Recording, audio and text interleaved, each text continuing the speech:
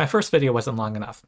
On November 25th, 2024, 1 year and 1 day before Volume 1 of Season 5 of Stranger Things comes out, pure coincidence, I published this video where I presented evidence that Mike and Will become a romantic pair in the final season of the show. The ship of Byler, and I also argued why it should happen. It clocked in at 2 hours and 43 minutes. But as it turns out, one finds a lot more things to say after a year, especially on a topic this rich and controversial. So this video is a sequel to that where I present additional evidence. Now, I will not try to compete with that first video, I can't.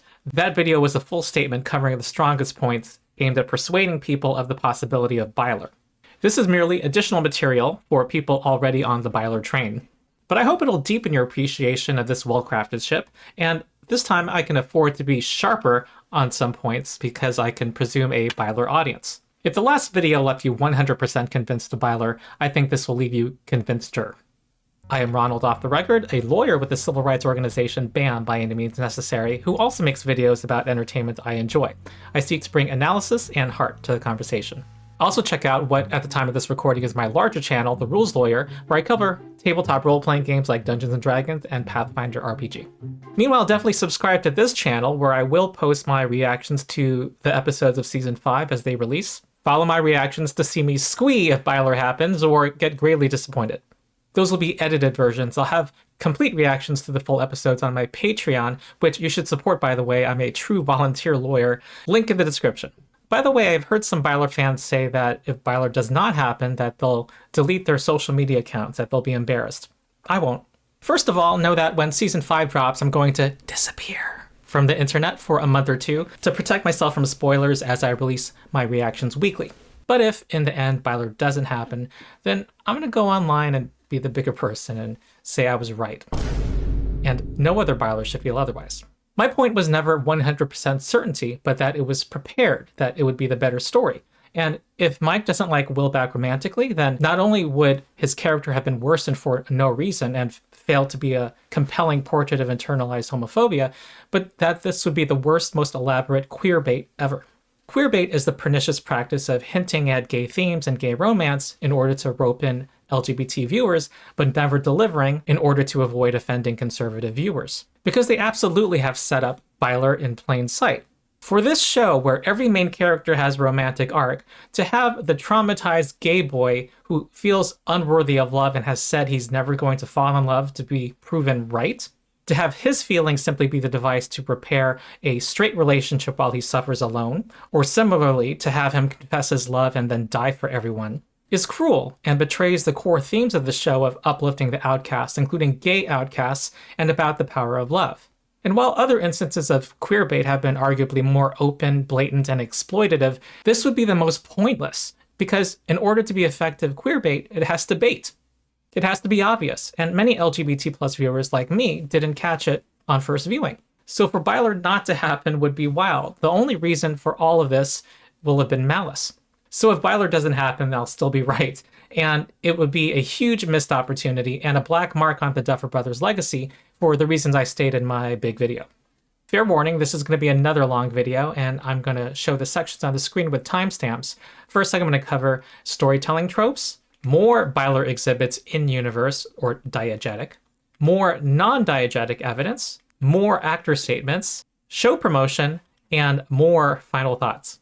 First, I need to reiterate that the main point of these videos is that Byler is possible. No one not directly involved with the show can know what's going to happen, obviously.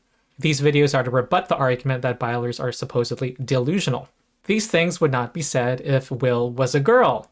If he were, and all the things happened between her and Mike that happened in the show, everyone would be thinking they'd be getting together. So yes, it's homophobic to call people who are Bylers delusional because it erases LGBT+ experiences and people, and it openly suggests irrationality and mental illness on the part of people who speculate and want a gay romance to happen. It isn't an argument, and it's the way a bully would talk. Bylers, if you encounter this argument in the wild, they're not worthy of your time. Before I move on, just a quick recap of what I think are the most convincing points from my first video, what I call the top 4 Byler Bangers. If you're somehow still not convinced Byler is possible, these should make any critically thinking person think so.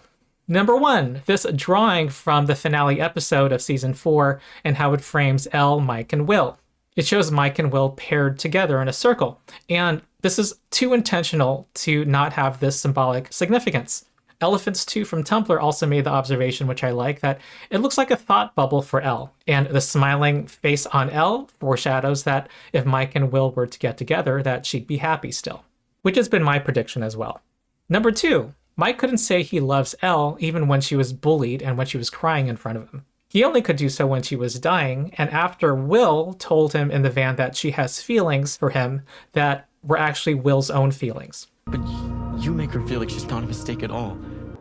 You think I'm a monster too.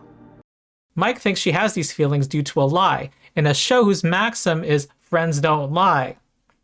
Number 3, Noah frickin' made this statement at a convention. You guys can't get me in trouble. I don't want to say it. Spoiler. Okay. I feel like you could tell right from the beginning Mike and Will were like a pair, and you could never really tell if it was like something romantic or just like a really special friendship. Number 4, writers don't write slow burn rejections, and I give credit to this argument to Byler Nation on Tumblr, whose article I read out in my first video. Super short version. Unrequited crushes and stories are resolved quickly, like Dustin and Max in Season 2, Steve and Robin in Season 3. You don't build it up over seasons with this much emotional weight, with clear evidence that the love is requited, drag it out with miscommunication, build up toward a grand confession only to reveal something that everybody already knows. The Mike, Elle, and Will love triangle is unresolved with the painting lie, and the time to resolve it would have been before the final season, in Season 4, when Will poured out his feelings. Then Mike could have told him that he doesn't think of him that way and that he'll always love him as a friend. Then Season 5 would explore Will moving on and introduce probably a new fan-favorite character to be his love interest. This would then be the occasion for Mike and Will to grow closer as platonic friends, like we've seen in this show for Steve and Robin. But that's not what they did. Instead, in the same season they show massive problems in Mike and Elle's relationship. They reveal that Will is in love with, of all people, his best friend. Not just any crush, mind you, but a mature, conscious, honest, and painful realization that Mike makes him not feel like a mistake and that he needs Mike for the rest of his life. And now Will has already given up on Mike, so where else are we to go? And we have the painting lie, which is a ticking time bomb under Mileven. Now, the best counter to this there are no slow burn rejections argument is that there are tragic queer love confession sacrifice stories and the bury your gays trope. I'll address that later in the video. Anti-Bylers like to ridicule us and say that we overanalyze things and we have hour-long video essays and yell from the rooftops that Mike loves Elle and they're the canon shit. Well, this show has already shown 2 times now that a seemingly straight character is not, in the case of Robin and in the case of Robin's love interest, Vicky. And also, Byler would be a plot twist, and the fact that the many clues there are require looking beneath the surface is entirely consistent with what the Duffers have been on record saying is how you set up a good plot twist. That's the trick with the good twist. Like a bad twist is you see it coming from a mile away. And a bad twist is also, there's no way I could have guessed that. I mean, that would have been impossible for me. The best twists are, how did I not see that? It was right in front of me. Like Sixth Sense is the classic example. And this is leaving aside moments where Mike and Will have undeniable romantic chemistry so long as you are not affected by heteronormativity. So it isn't delusional to think Byler is possible. What is delusional in the light of this evidence is to insist that there is zero possibility of Byler. If you don't see it, you don't see, and you need to either set heteronormativity aside or stop lying. So on to the additional evidence. Like with my first video, much was found by other Bylers and I stand on their shoulders, but many thoughts are my own. I'll credit people where I can, but with some things I honestly don't know who originated that idea. The Byler fandom is kind of like a hive mind where we all feed ideas to each other and we don't know where something comes from. And also a lot of times independently find the same things. First I want to start with storytelling tropes, conventions in storytelling that are used to develop a romantic plot, or are consistent with a Byler conclusion in this show. In Byler Nation's post, they say this: Bylers don't just have the weight of evidence on our side, we have the weight of some of the most popular romantic storytelling tropes of all time. That post explains the slow burn romance trope, where when you systematically build up a romance, that is usually endgame. It also mentions the miscommunication trope, where the audience knows that someone has feelings for the other, but for some reason the two characters don't get it. A misunderstanding causes the other person to think they have no chance. Elle stumbles upon Mike and thinks that he's interested in Max. Will is convinced Mike is straight because he's dating a girl. Mike thinks Will is straight because Will's pushing him to date a girl. This is a way to frustrate what the audience wants, to make them want it more, and also a way to drag out the buildup, make it a slow burn. Related to that is the interruption trope, where someone busts into a room or something happens to interrupt a building, increasingly intimate conversation. This happens several times in the show with different couples, and in season 4 it happens with nearly every conversation between Mike and Will. And we all know about the just friends trope, where friends with potential for romance explicitly reject romance, which we know Mike did at Rinkomania. We're friends. We're friends. And it says here in TV Tropes, the force with which the two deny any feelings is always inversely proportional to the truth. Number 5, rain equals romance. TV Tropes calls it romantic rain. And it says, in fiction, love and rain just go together, and lovers soaked in rain is a good old romantic classic. Rain seems to go along with pivotal moments in characters' lives. It's implied that if you can ignore bad weather and brave the elements, then your big moment is even more real and intense and genuine. If you want to be deserving of your love, you won't care if it's raining. You will rush out into the rain to be with her or him, express what's on your mind, and have the big damn kiss. And then there's the childhood friends to lovers trope, a very popular trope that appears in many straight romance stories. Next, the love triangle is another romance trope that appears more often in fiction than in real life. And there is a love triangle. Will is in love with Mike, period. If Will were a girl, everyone would acknowledge this. And it remains unresolved because, as far as we know, Mike doesn't know about Will's feelings, and we have the painting lag. And what favors Byler in this particular love triangle is that between Mileven and Byler, Byler is the one that's completely unexplored. And there's only one season left, so... Next is the girl next door trope, where Will is the girl next door. The girl next door is a stock character and frequently a potential love interest for the male protagonist, who is open, approachable, and unassuming. The girl he thinks of as his best friend, his childhood pal, even just one of the boys. She's usually wholesome, and she will always be easy to talk to, and usually a good listener. But she also tends to be frank with her opinions and expects the same in return. So the person the male protagonist, Mike, confides to when he's having girl troubles, and the person that the audience is secretly rooting for. There's a film from the iconic writer-director of 80s teen movies, John Hughes, called Some Kind of Wonderful, and I am certain the Duffer Brothers know about this film. A boy and a girl, Keith and Watts, are two working-class best friends since elementary school, and he, Keith, wants to romance a popular girl who he thinks is out of his league. Watts, being his best friend, does everything she can to support him in this endeavor, including helping him pick out earrings for this other girl, though she's increasingly realizing that she is in love with him. But because she's not popular, she doesn't think she's pretty, she doesn't conform, she's a tomboy who drumps, she thinks that she has no chance with Keith. The type of person he wants is obviously this other girl. But everything she does for Keith convinces us, the audience, that she's the right girl for him, and it becomes clear every now and then that he loves her back, and that his relationship with the popular girl is relatively shallow. In fact, it's tied with his desire to elevate his social status. Any of this sound familiar? And you can already guess how this story ends. Then there's the act of true love trope, which TV Tropes describes as an act that proves beyond doubt that you are ready to put your loved one's interests before your own, that you are truly loyal and devoted to them. This is Will sacrificing his own happiness to do what he thinks will make the boy he's in love with happy, which shows the audience that Will is the person for Mike. And Will not only does this, but he calls no attention to himself and hides his gift to Mike, making the audience want a happy culmination for Will even more. Which relates to the trope that good karma pays off, which we all know exists, but I couldn't find a website or TV Tropes page about this, and maybe someone can help me in the comments.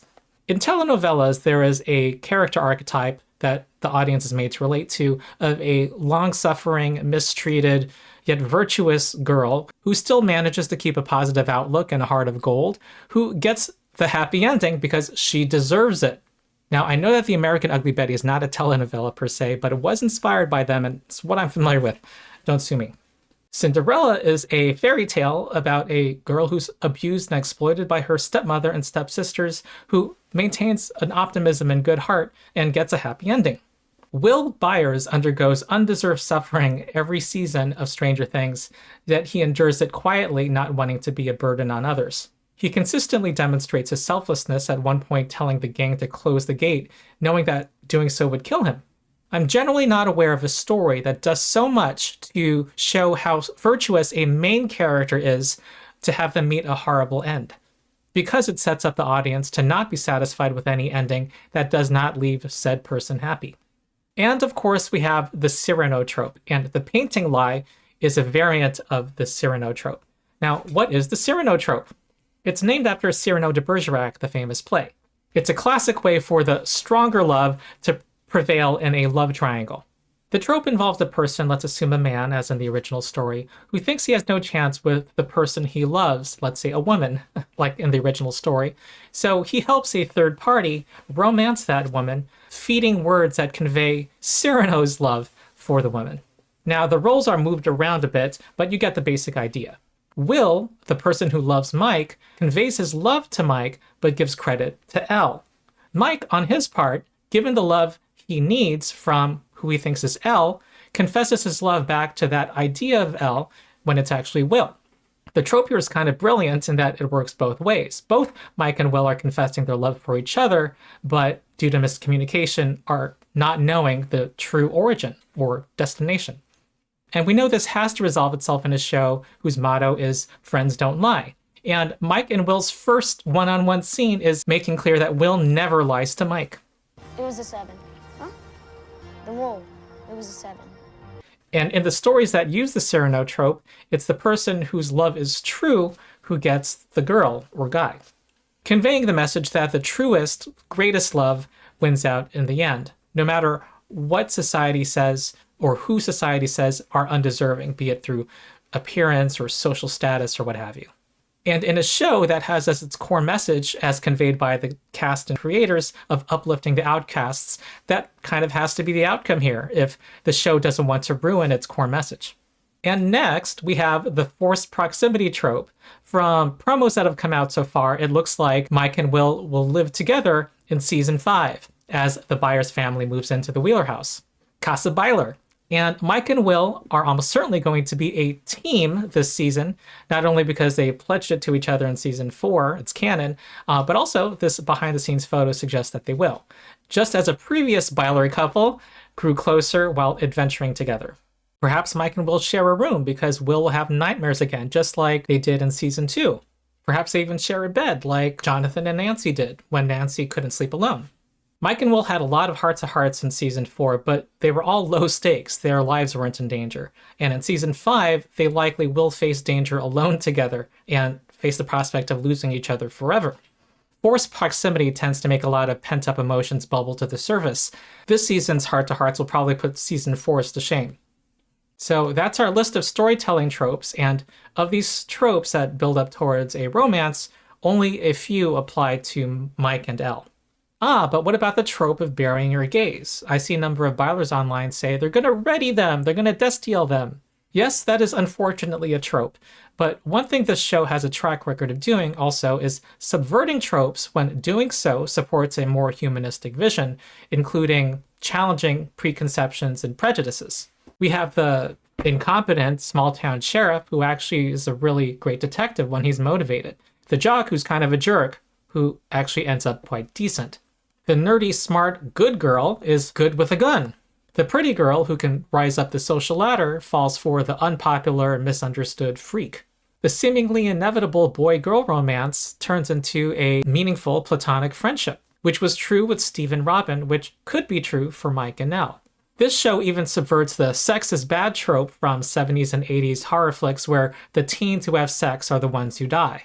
This show is aware of and subverts those tropes that evoke moral panic, and in fact villainizes moral panic and reactionary evangelism. Now I'll go over more exhibits in-universe that show that Byler might be endgame and should be endgame, and because this is a supplement to the first video, I will jump around more. Exhibit H1, the second heart-to-heart scene, adding to Exhibit H. It's inelegant, but there's a lot of ugly things in law. I need to say more about how super homo this is.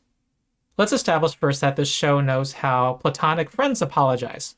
We all agreed not to tell her. She didn't believe me anyway. Probably didn't tell it right. That must be it. So be good? You're like bright red in the face right now. No, I'm not. I don't want to talk about it. I'll punch you so hard in your face that your teeth will fall back out. Oh, too far. Not cool. Sorry. No, cool. It's okay.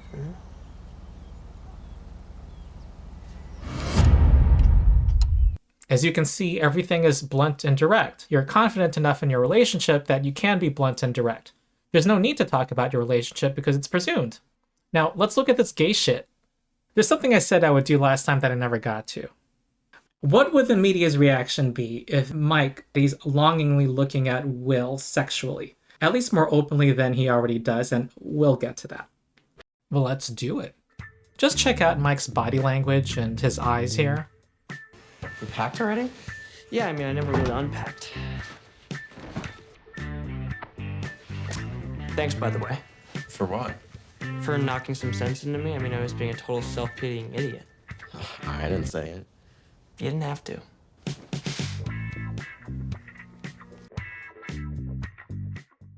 There's an overall flirtiness, and his eyes wander down. When we look at Will and look down, what do we see? I think what the youngins would say here is he got cake. You might say it's accidental, but they could have reshot it. And have we ever seen Mike look at Elle this way? Add to this the lip glances, and we have a fair body of evidence that Mike is not straight. Now, let's pay close attention to this next line. And I feel like maybe I was worrying too much about Elle.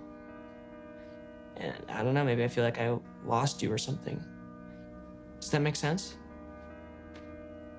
He says outright that when he focuses on Elle, he loses sight of Will. For some reason, being a boyfriend to Elle requires mentally shutting out Will. This pattern was established back in season 3. Why? Because Elle and Will occupy the same part of Mike's mind. In Mike's mind, paying attention to Will is cheating on her. Mike goes on to say that Will is different from his other friends. You know, Max and Lucas and Dustin, they're great. They're great. It's just, it's Hawkins. It's not the same without you. How romantic coded is that? He misses Will so much that everything he sees in Hawkins reminds him that he's gone. But then if that's true, why did Mike, the jury's out on whether this is true, but it's what Mike says, why did Mike not reach out to Will? How do you explain missing Will so much and not contacting him if gay fear isn't involved somehow? I have no idea what's going to happen next. But whatever it is, I think we should work together. I think it'll be easier if we're a team. Friends. Best friends.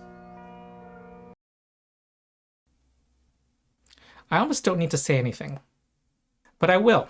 Let's remember what they're talking about. They're about to escape their house to save their friends who they've been told are in grave danger. But is that what he's focused on? No, he's focused on pairing with Will. This isn't some dudes going on a mission having their friends back. No, this is our friends might die, but oh my god, can I be with you? This isn't fucking platonic. Exhibit I-1. Mike can't say he loves Elle. We already know he couldn't say he loved Elle in season 4 until the very end in dire circumstances, and I want to add another point, which is that when season 4 starts, Mike had already said he loved Elle. Back in season 3, he blurted it out to the gang when they were arguing over whether she should use her powers. So can we please just come up with a new plan because I love her and I can't lose her again? Which, by the way, is quite possibly the least romantic way for Elle to hear it. It wasn't directed to her, and it was also a bit strange. As I said in my first video, they do love each other, but it isn't necessarily romantic. This is arguably Mike dealing with trauma of seeing his friend die, who not only died, but died to save him. When he tries to imply that he loves her later on in the store, he says this, I've never felt like this. They do say it makes you crazy. What makes you crazy? It's like a feeling, or yeah, like something, like old people say it to each other sometimes. Old people? Yeah. It's what old people say sometimes. So it's clear that Mike is not clear exactly how he feels towards her. He's still figuring it out. And that unromantic blurting out of love was, at minimum, fear for her safety. Fans of the Mileven ship say this is romantic love. Well, if someone being in danger making Mike go crazy means that Mike loves them romantically, then let's talk about Mike trying to save Will for 2 whole seasons. Heteronormativity is a bitch, isn't it? But oh no, some people are like, he held Elle after she collapsed. They're gonna get married and have babies and live in a village with 3 waterfalls. Anyway, the main point is that Mike already said he loves Elle. Elle heard it, and Elle made Mike know that she heard it. It was a mutual exchange. This makes Mike's struggle in season 4 to say he loves her again particularly alarming. This isn't Mike struggling to surrender to his love for Elle. It's that Mike said it, but doesn't feel it anymore and has come to doubt what he said before. This is a very different arc. In the van, he says something to Will that doesn't make sense. He says he feels insecure because once she gets her powers back, she's going to realize she doesn't need him anymore. But that doesn't make sense. Their happiest times together were when Elle had powers, and she didn't ditch him because he was a muggle. And let's be real, she never loved Mike for his ability to fight and to protect her. No, what Mike's realizing now is that he can't provide what she needs. 1, he's been a hindrance to Elle's journey of self-discovery in seasons 3 and 4, where she's had to separate herself from Mike in order to find herself. And 2, he now knows, it's completely clear now, that Elle needs him to love her romantically. And the argument laid to bear that he can't do that. In fact, he describes saying I love you to Elle as a duty. Maybe I should have said something. And if I would have said that thing, then maybe she'd want me there with her.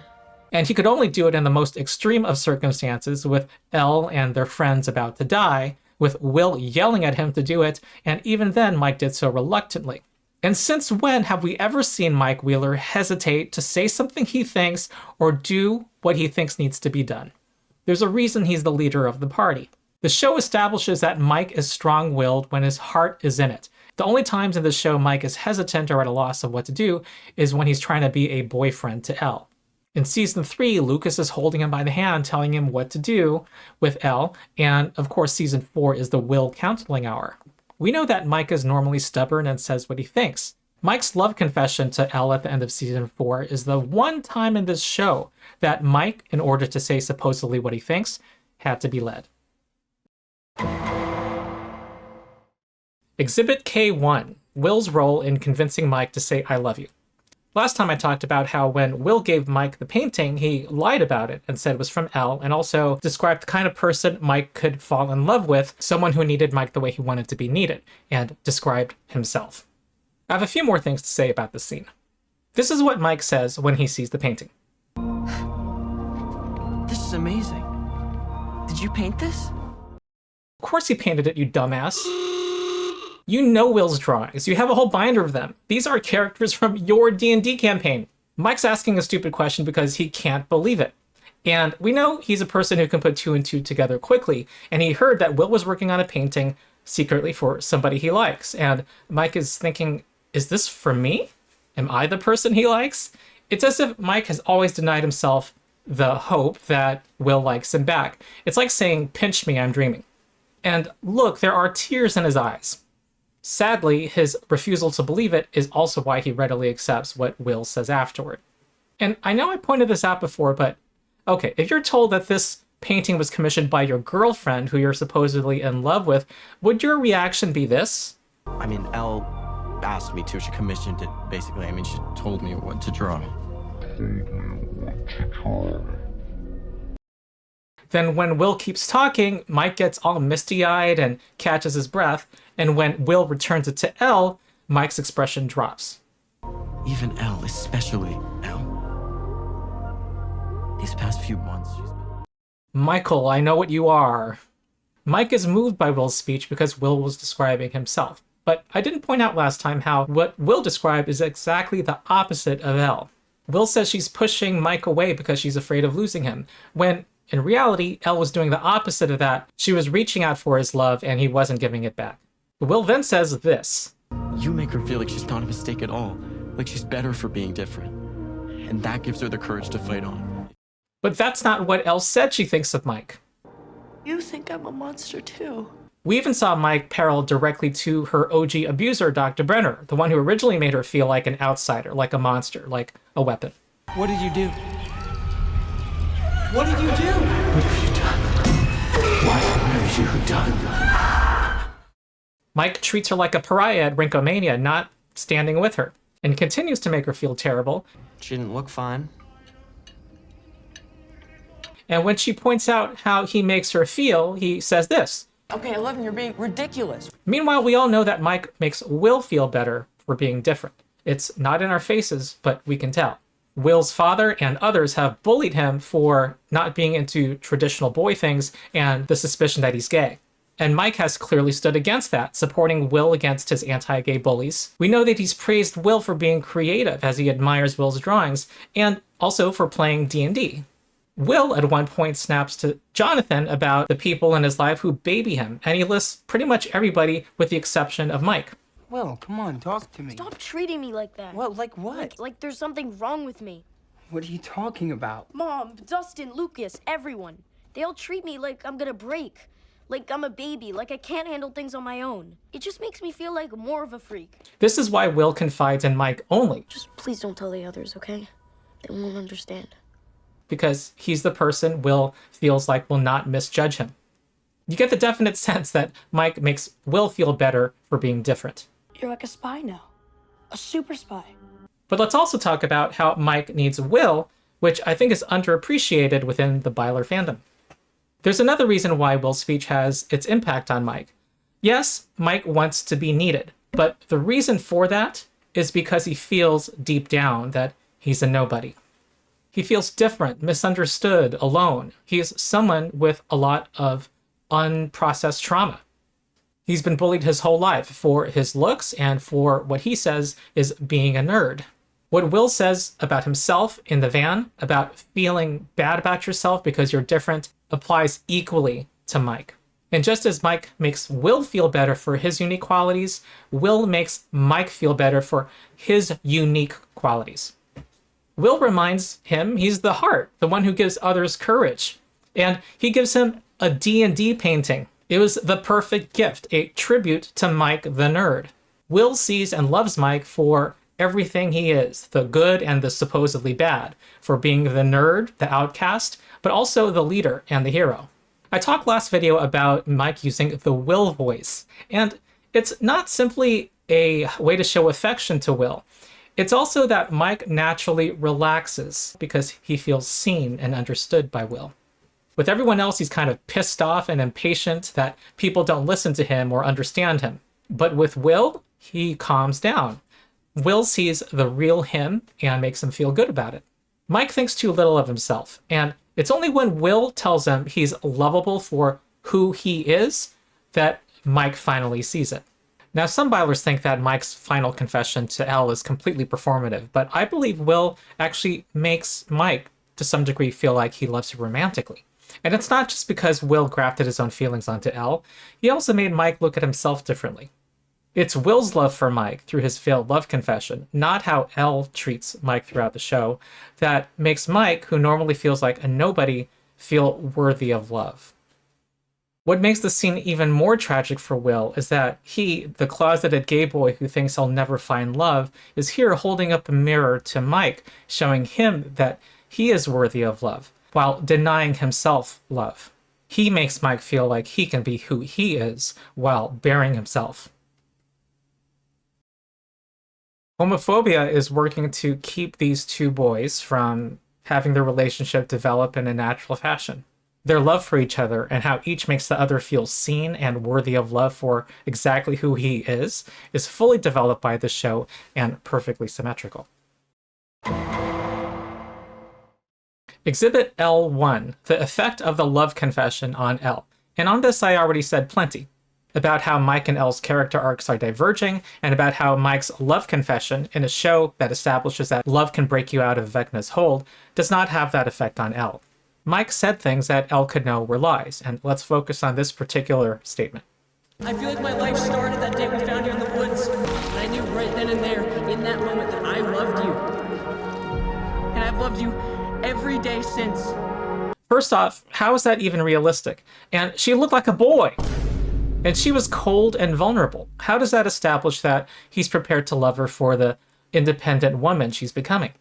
But since making that video, I have rewatched some scenes, and boy was that a lie, and Elle knew it.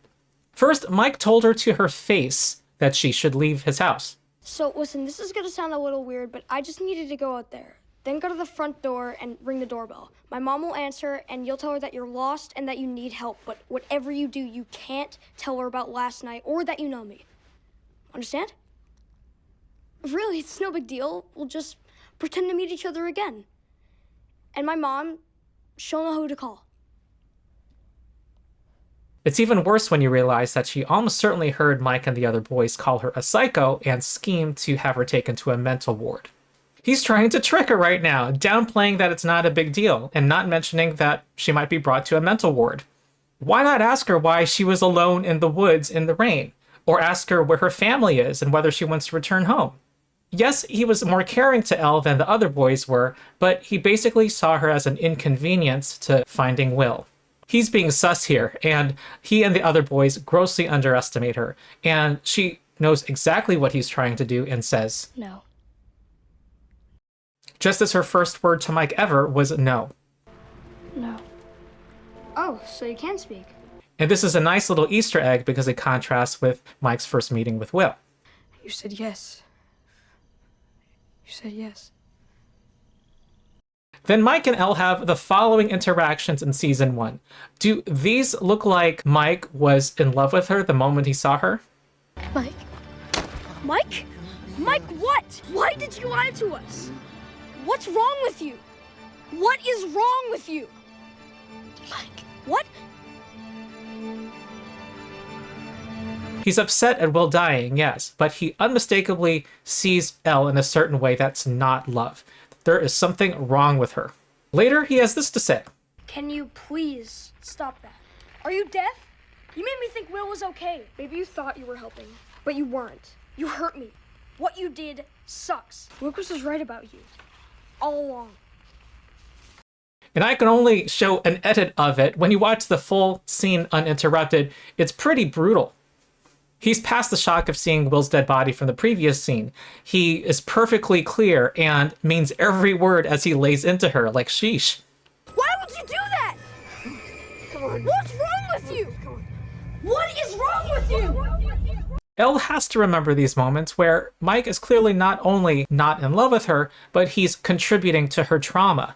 The whole time she thought she was being tolerated by the group because she was useful to finding Will. So much so that she left the group.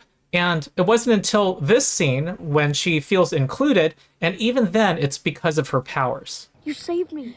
Do you understand? You saved me.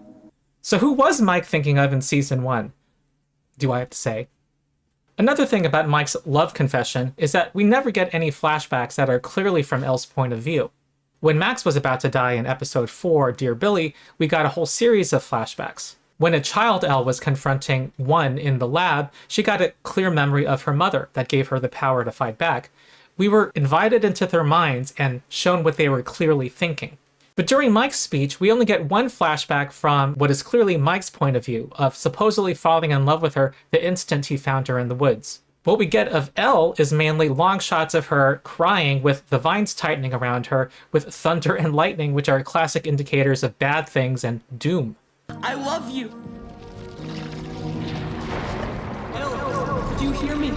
This contrasts with what we see a few minutes later when Elle revives Max, when she gets a whole flood of memories remembering Max. These are clearly Elle's thoughts. We're in her mind. The contrast is stark, and of course we have the scene later where Elle closes the door upon seeing Mike and Will at Hopper's cabin, all suggesting that Elle has unrevealed thoughts about Mike's speech. The last thing I wish I had said in the last video is the fact that the moment that gets Elle to gather her strength, seeing that Max was about to die, and her thoughts of her bond with Max when reviving her, show the power and importance of female friendship in Elle's life. Society tells girls and women to find validation from men. Her friendship with Max in season 3 showed the importance of how bonding with other girls could give her a sense of herself, independent from the men in her life, Dr. Brenner, Hopper, and Mike. That is a powerful and important message. Exhibit N. We have a new exhibit now. Mike can reach Will when he's trapped. Mike has this limited ability to reach and save Elle when she's in the throes of the Upside Down. Contrast this to the times when Will is caught up in the Upside Down. Mike seems to have magical powers. In season 2, when Will wanders out of the arcade, Mike preternaturally knows he's gone and follows him out, and his voice alone snaps him out of it. On Halloween night, his touch alone snaps him out of it. Okay, when the Mind Flayer possessed Will in the field, Mike couldn't help, but neither could his mom. The Mind Flayer was having its way. And of course, there's the shed scene where Will is in his deepest possession. His mind is so altered that it shows up in a brain scan. Will's own mother and brother reach out to him and have only some effect. It's actually Mike who appears to have the breakthrough. And by the way, Mike's speech to Will was shot differently from the others. Joyce and Jonathan's speeches were interrupted by cuts to other people in the room. For Mike and Will, though, they're the only thing you see on the screen. There's not even background. It's a very stark choice and deliberate. Being alone in the world is a very romance feeling, like they're being crazy together, don't you think? And this acquires more meaning when you realize what Will is about to do. He tells the gang that they need to close the gate, and Will knows that this will kill the creatures connected to the hive mind, including himself. It's the only way he would have known.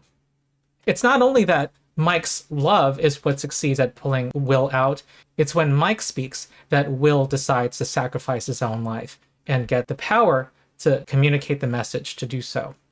We actually have a similar moment in the show on Mike's end where he's willing to sacrifice his life, and it appears that his last thoughts are about Will. Each of them is willing to give their life with the other as their last thought. So this series presents us with a huge contrast. Mike succeeds at reaching Will, and they save Hawkins by closing the gate. And Mileven's supposedly big moment coincides with opening the biggest gate of all. The 4 gates rip through Hawkins and join together to make a super gate in the center of town. Arguably, this was foreshadowed earlier in the season. It's force conforming. That's what's killing the kid! Mike's attempt to conform and save Elle with a heteronormative love confession failed, and Max died. Dustin called the gate that appeared in Lover's Lake Watergate. Might as well call this one Mileven Gate. Exhibit O. Will brings out the best in Mike. First, I'll say that Mike brings out the best in Will. Will is normally shy, reserved, and thinks too little of himself. But Mike's forceful personality and his support of Will help Will come out of his shell, while Will brings out the best in Mike, and Elle seems to bring out the worst in him when their relationship becomes romantic. When setting up how a love triangle resolves, you usually want to make it clear that the endgame couple are people who each brings out the other's best qualities. Now, when this series starts, we are introduced to and made to love Leader Mike. Who is Leader Mike? Well, you all know who. Somewhat brash, somewhat rude, somewhat aggressive and manic, but also clear and quick thinking and giving orders. With Will, he is rallying the group to find him. Will is alive. Will is alive. Researching interdimensional travel and trying to find ways to get to him. He does all this even after seeing Will's dead body. Unwilling to accept that Will was dead, he's directly parallel to Will's mom, and he had less evidence than Joyce did. She saw the lack of a birthmark and knew that the body was fake. But after Elle apparently dies in season 1, we see in a flashback that Mike saw Elle through a window. He says later he thinks he was going crazy, maybe didn't see her, but he was convinced enough and thought he saw something, so much so that the authorities were searching around the house. Mike shares with Will later that he sometimes thinks he sees her, and it's implied to us, the audience, that more than once Elle has viewed Mike from afar and has come close to revealing herself to him. Mike spends the next year every night looking for Elle on the walkie-talkie, but he doesn't do more than try to talk to her. And remember, he didn't see Elle's dead body. He, in fact, saw Elle. It was a glimpse, but he saw Elle. For all Mike knew, given what he knew at the end of season 1 that he didn't know before, that one can travel between dimensions, the flea, and the acrobat, Elle could have gone to the upside down, still be alive when she disintegrated into the wall. And that is what happened, at least for a short time, and it's possible for the flea to come back. To be clear, it's not that Mike doesn't love Elle. He has many feelings for her, and given his young age and heteronormativity, he probably thinks they're romantic. But first and foremost, what he feels for this girl he's only known a week is survivor's guilt. Goodbye, Mike.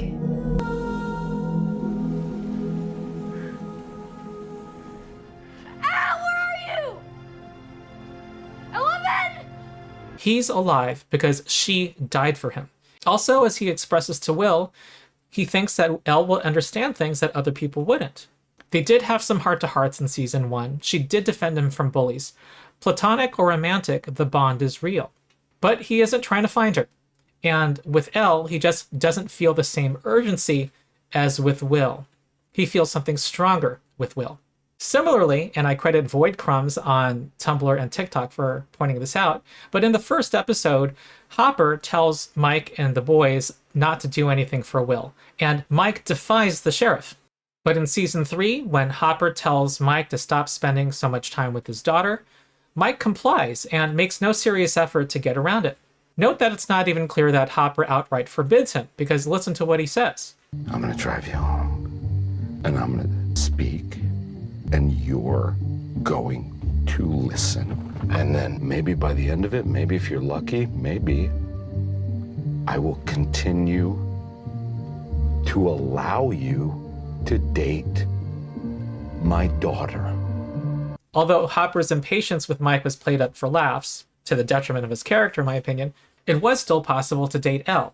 With Elle, Mike could have easily told Elle that Hopper interfered and didn't want Mike seeing her so much, but he doesn't. He disrespects her and lies to her. It's such a daft decision that I think it's fair to say that Mike, at least subconsciously, is sabotaging their relationship. Why else does he take what might be the worst possible course of action? Mike, who's usually so clear on his convictions and acts on them, is at a loss on what to do with Elle. Nothing comes naturally. It's as if he's trying to perform a role, the hetero role of being a boyfriend, and he has to be led by the hand. Contrast this to how he treats Will when they have a fight. He instinctively knows the right thing to do. Mike bikes across town in the rain, willing to take responsibility and apologize. When he ignores Will at the start of season 4, he owns up to his mistakes and takes responsibility. Because he's emotionally attuned to Will, and because he genuinely wants to right things with Will. And when you think about it, Leader Mike in this show is always triggered by Will. In season 1, we observe an instance of Leader Mike as he's determined to find Will. We can help look. And tomorrow night, we go back out. And this time, we find Will. His stance to include Elle in the group was pragmatic, to find Will. She's a weapon! We also see the closely related phenomenon of Protector Mike come to the fore when it's about Will.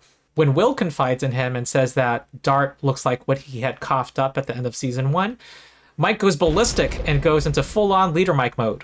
We need to go right now! Right now! He trusts Will completely and doesn't want anything to happen to him.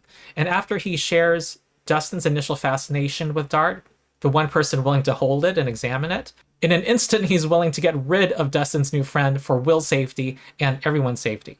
People don't think of Mike being heroic in season 3, but we do see another instance of Leader Mike when, again, Will is the trigger. When Will senses that the Mind Flayer is back, Mike assembles the party. He comes up with ideas, and it's his idea to do the sauna test. In season 4, we don't see Leader Mike, and it's not only because he's focused on Elle, but also because Will's not in danger. Mike's actor, Finn Wolfhard, says that we'll see a return of Leader Mike in the last season. Co-creator Matt Duffer says, you see Mike become that leader again that he was in season 1, but a more mature, confident version. Not surprising, because at the end of season 4 we get this scene. We have to kill him. And we will. Which is a callback to this scene. How do you know? We won't let him. A deliberate choice to signal the return of Leader Mike, and both, again, were triggered by Will. We all know what this means in season 5. Leader Mike returns. And one's got to think that the occasion is Will being in danger. He's going to do everything to try to save him, again. In contrast, Mike and Elle's relationship suppresses leader Mike. He rambles in the van about how when he's with Elle, he just feels like some random nerd. It's telling that during the love confession that supposedly fixes their relationship, that the one genuine moment, and if you watch it closely, you probably know what I'm about to mention, is when he says this. You're wearing that yellow Benny's Burgers t-shirt, and it was so big it almost swallowed you whole. It gets an actual reaction from Elle. It's a moment that feels true. But it was also a reference to how small and vulnerable and helpless she was at the time and desperately needed someone to help her. That's not all Elle is, and that's not who she's been for a long time. Mike looks at Elle two different ways that reflect his insecurity, either that she's weak and vulnerable, or that she's above him, while Mike sees Will as an equal. They're both random nerds and losers and looked down upon by others, and they're in this together. Their first meeting reflects Mike's sense that this is who they are. I just felt so alone and so scared. But I saw you on the swings, and you were alone too. You're just swinging by yourself. As suggested by the cinematography and the shed, they each feel alone, but with each other, they don't feel alone anymore. Will feels valued when Mike is around. In his words, Mike gives him the courage to fight on. Meanwhile, Mike is the best version of himself, the leader, the protector, the emotionally sensitive Mike, the apology-giving Mike when Will needs him. Because Mike feels validated and seen and not a nobody with Will, he's able to objectively look at himself, recognize his own faults, and own up to them. It's when he feels insecure, as with so many people, and especially with Elle, that he becomes defensive and deflects and loses empathy. There's a reason why much of the audience starts disliking Mike when he starts being in a relationship with Elle. Another aspect of what's going on with Mike is that these negative emotions he's feeling are results of his internalized homophobia. You can't empathize when you're too busy fighting yourself and repressing who you are. He starts being kind of an asshole, and it is bringing out the worst in him. And Will brings out the best. Mike in seasons 1 and 2 is often caring, understanding, heroic, and selfless. Most fans, when asked to describe Mike in those early seasons, use the word leader, and heart is usually not the first word that comes to mind. He can be kind of an asshole after all. But that's the word Will chooses to describe Mike, because that's the Mike Will sees, because that's who Mike is when he's with Will. Yes, Mike is the heart of the party, but Will brings it out of him.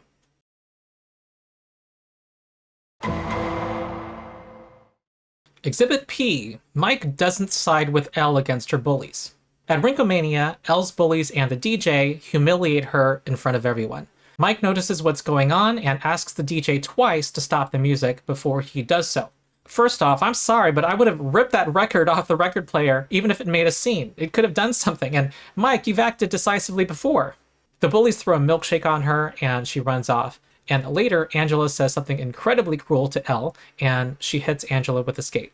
And what does Mike do? He makes her feel even worse. Holy shit, Elle. What did you do? What did you do? When everyone gathers around Angela and is getting medical attention and the police, Mike doesn't want to be associated with Elle and stands apart from her and chooses to stand instead next to his bestie who he just had a big argument with. Now, that's fucked up. By the way, I don't like how the show portrays both Mike and Will not supporting Elle here in the face of horrific bullying. I think they bend the stick too far to create this new trauma for Elle. But we were shown Will supporting her after a previous bullying incident, and what he fails to do here pales to what Mike does, who we're made to focus on anyway. Okay, Mike, so clearly the first thing to do here is see how badly Angela's hurt, so you know what the consequences for Elle are and help her avoid them. Because you know Elle is a good person, and she was driven to do this by the horrific bullying you just saw by a girl who's obviously been bullying her for months so horribly that Elle hasn't felt like she could talk to you about it. The second thing to do, obviously, Mike, is to comfort your girlfriend because she's going through hell right now. I'd be embarrassed too, yeah, but not because I know her, but because I haven't been a good enough boyfriend so that my girlfriend feels that she cannot share with me what she's been going through. And I would feel this way if Angela died. Oh my god, I'm gay and I'd be a better boyfriend. Let that sink in. A boyfriend, heck, any good friend would think, what is Elle going through that she's been lying to me all this time and is brought to this extreme? And this itself is a new trauma for her. And I don't care if she runs away from me or tries to avoid me. She's going to know I'm on her side and I'm here for her. And she can tell me what's happening, and sorry if I made her feel like she couldn't. So Mike doesn't comfort her. He treats her like a pariah and doesn't talk to her on the way home. And then he does this. Anyway, she looked like she's gonna be fine. She's totally fine. She didn't look fine.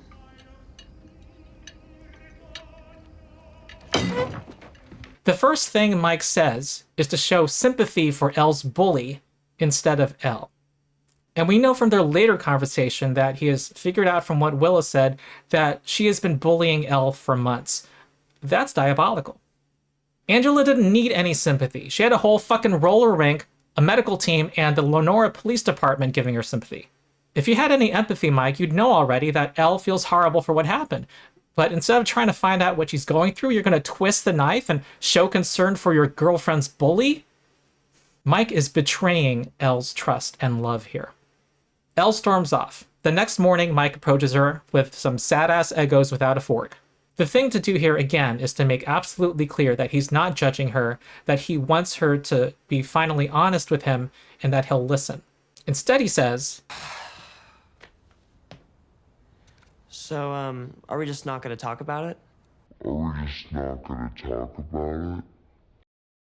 Like, what the fuck? You are blaming her for feeling like she cannot talk to you when you have not done a single thing to make her feel otherwise? Fuck off, Mike. People who defend Mileven like to say, oh, he's a teenage boy. They give him excuses. They say he's still trying to figure out how to communicate.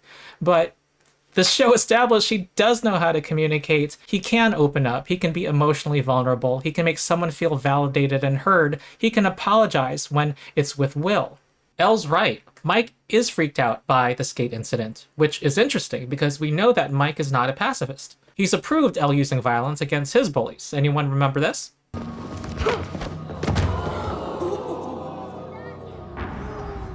dead, Wheeler.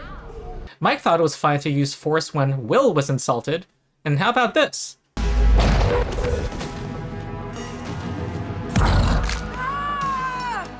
broke my arm! Troy wasn't even brandishing it at that moment, and Elle could have thrown the knife out into the lake. Mike approved because Troy did need the message sent to him that he shouldn't try to murder Mike again.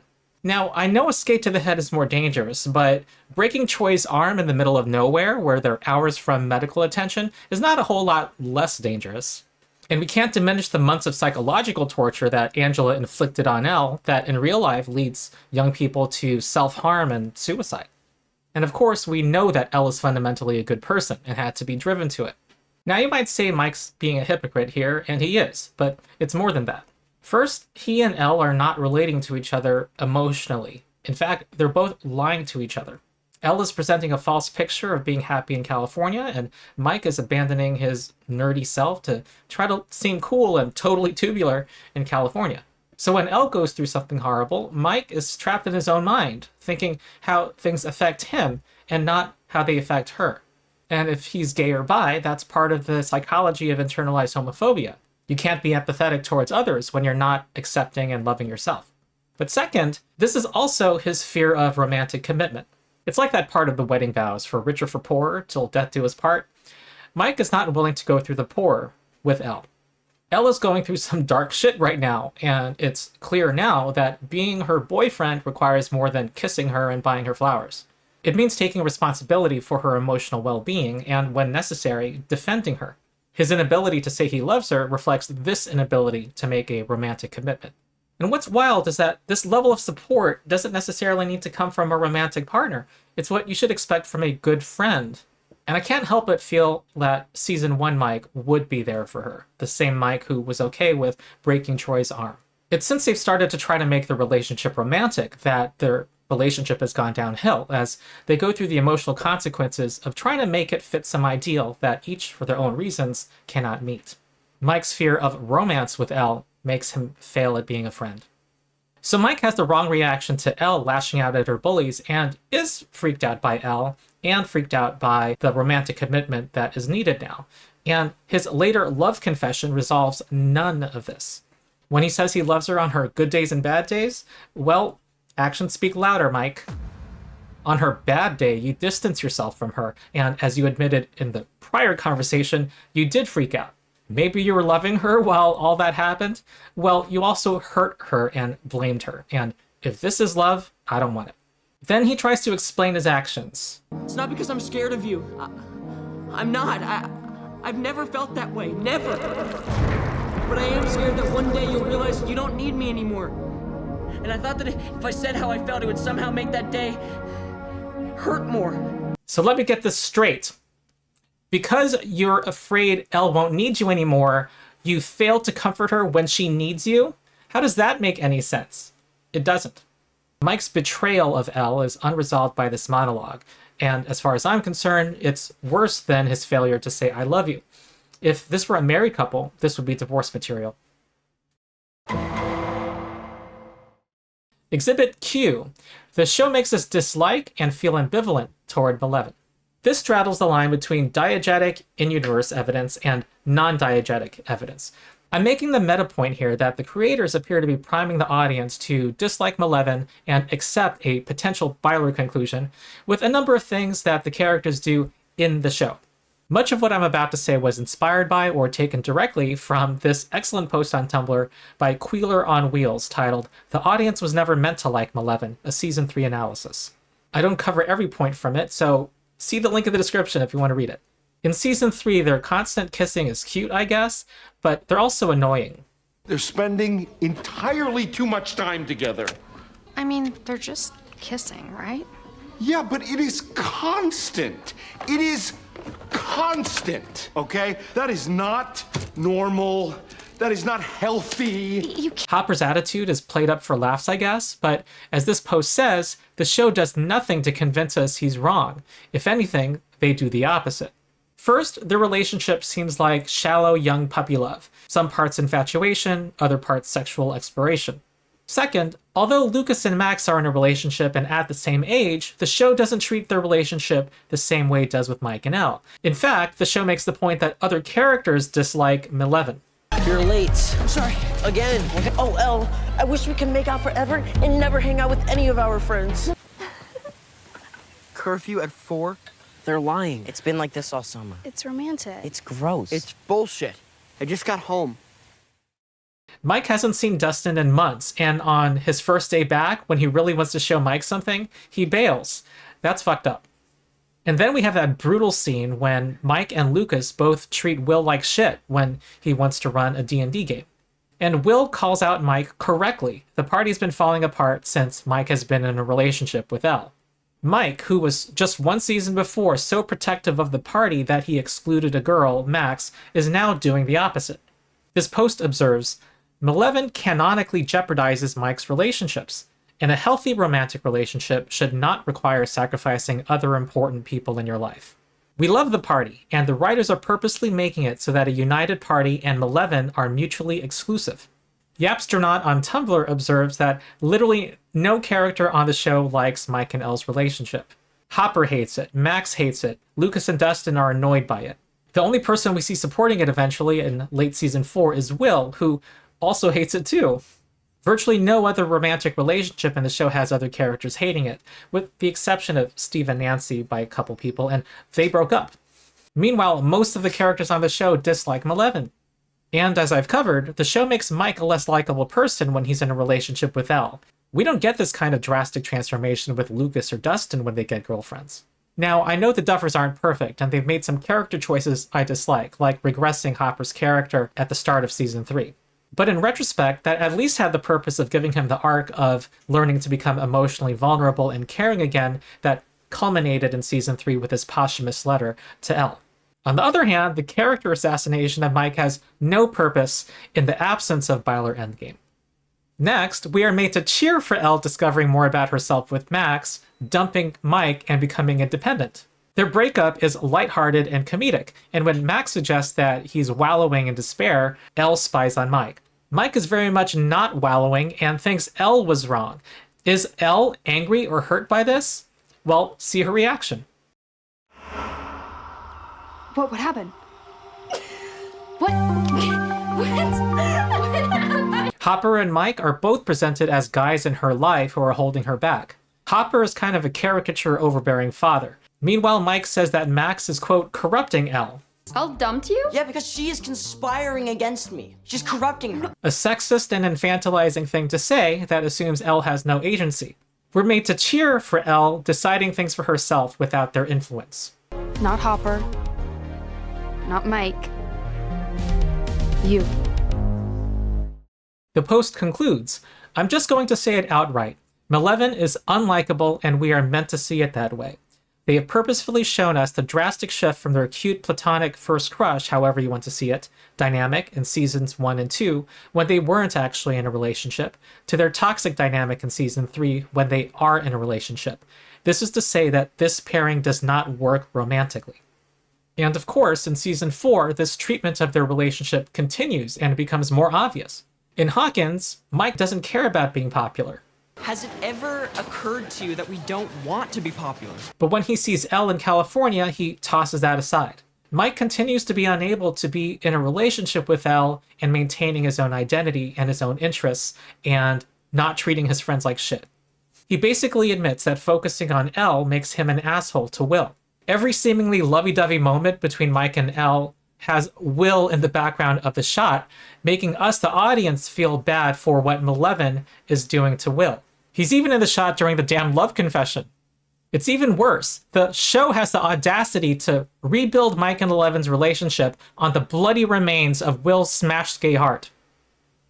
Dramatic, yes, but not more dramatic than what actually happens, complete with cinematography choices such as frankly ugly lighting, frequent cutaways to other characters, the constant reminder of Will's pain in the shot, which contrasts to Mike's confession to Will, where every choice emphasizes the beauty of their relationship. This is not how you want to make the audience feel about a couple you intend to be endgame. Exhibit R, the 5th heart-to-heart scene. Yes, Mike and Will had 5 heart-to-heart scenes in season 4, and this is important because it's the last one. Mike reveals to Will that Elle has not been talking much to Mike and that she's unhappy and beating herself up for not defeating Vecna. Will confides to him that Vecna's not dead. He can feel his pain and anger, and he's not going to stop until he's taken everything and everyone. And this is how the scene ends. We have to kill him. And we will. We will.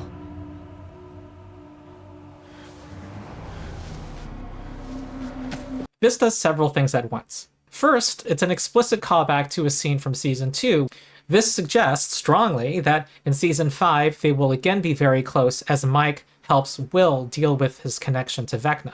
But also, and I want to thank Loser Sits By Herself for this observation, I'll have the video thumbnail on the screen where she says this, but Mike touches Will's shoulder. This is not a throwaway detail, because we remember how the season started. Hey, how you doing? He started the season avoiding physical contact with Will, now he initiates it. TV Tropes talks about what it calls bookends, matching scenes at the beginning and end of a story, often to show how things have changed through the course of the series or that they haven't changed at all. That was his very first interaction with Will this season, and this is his last.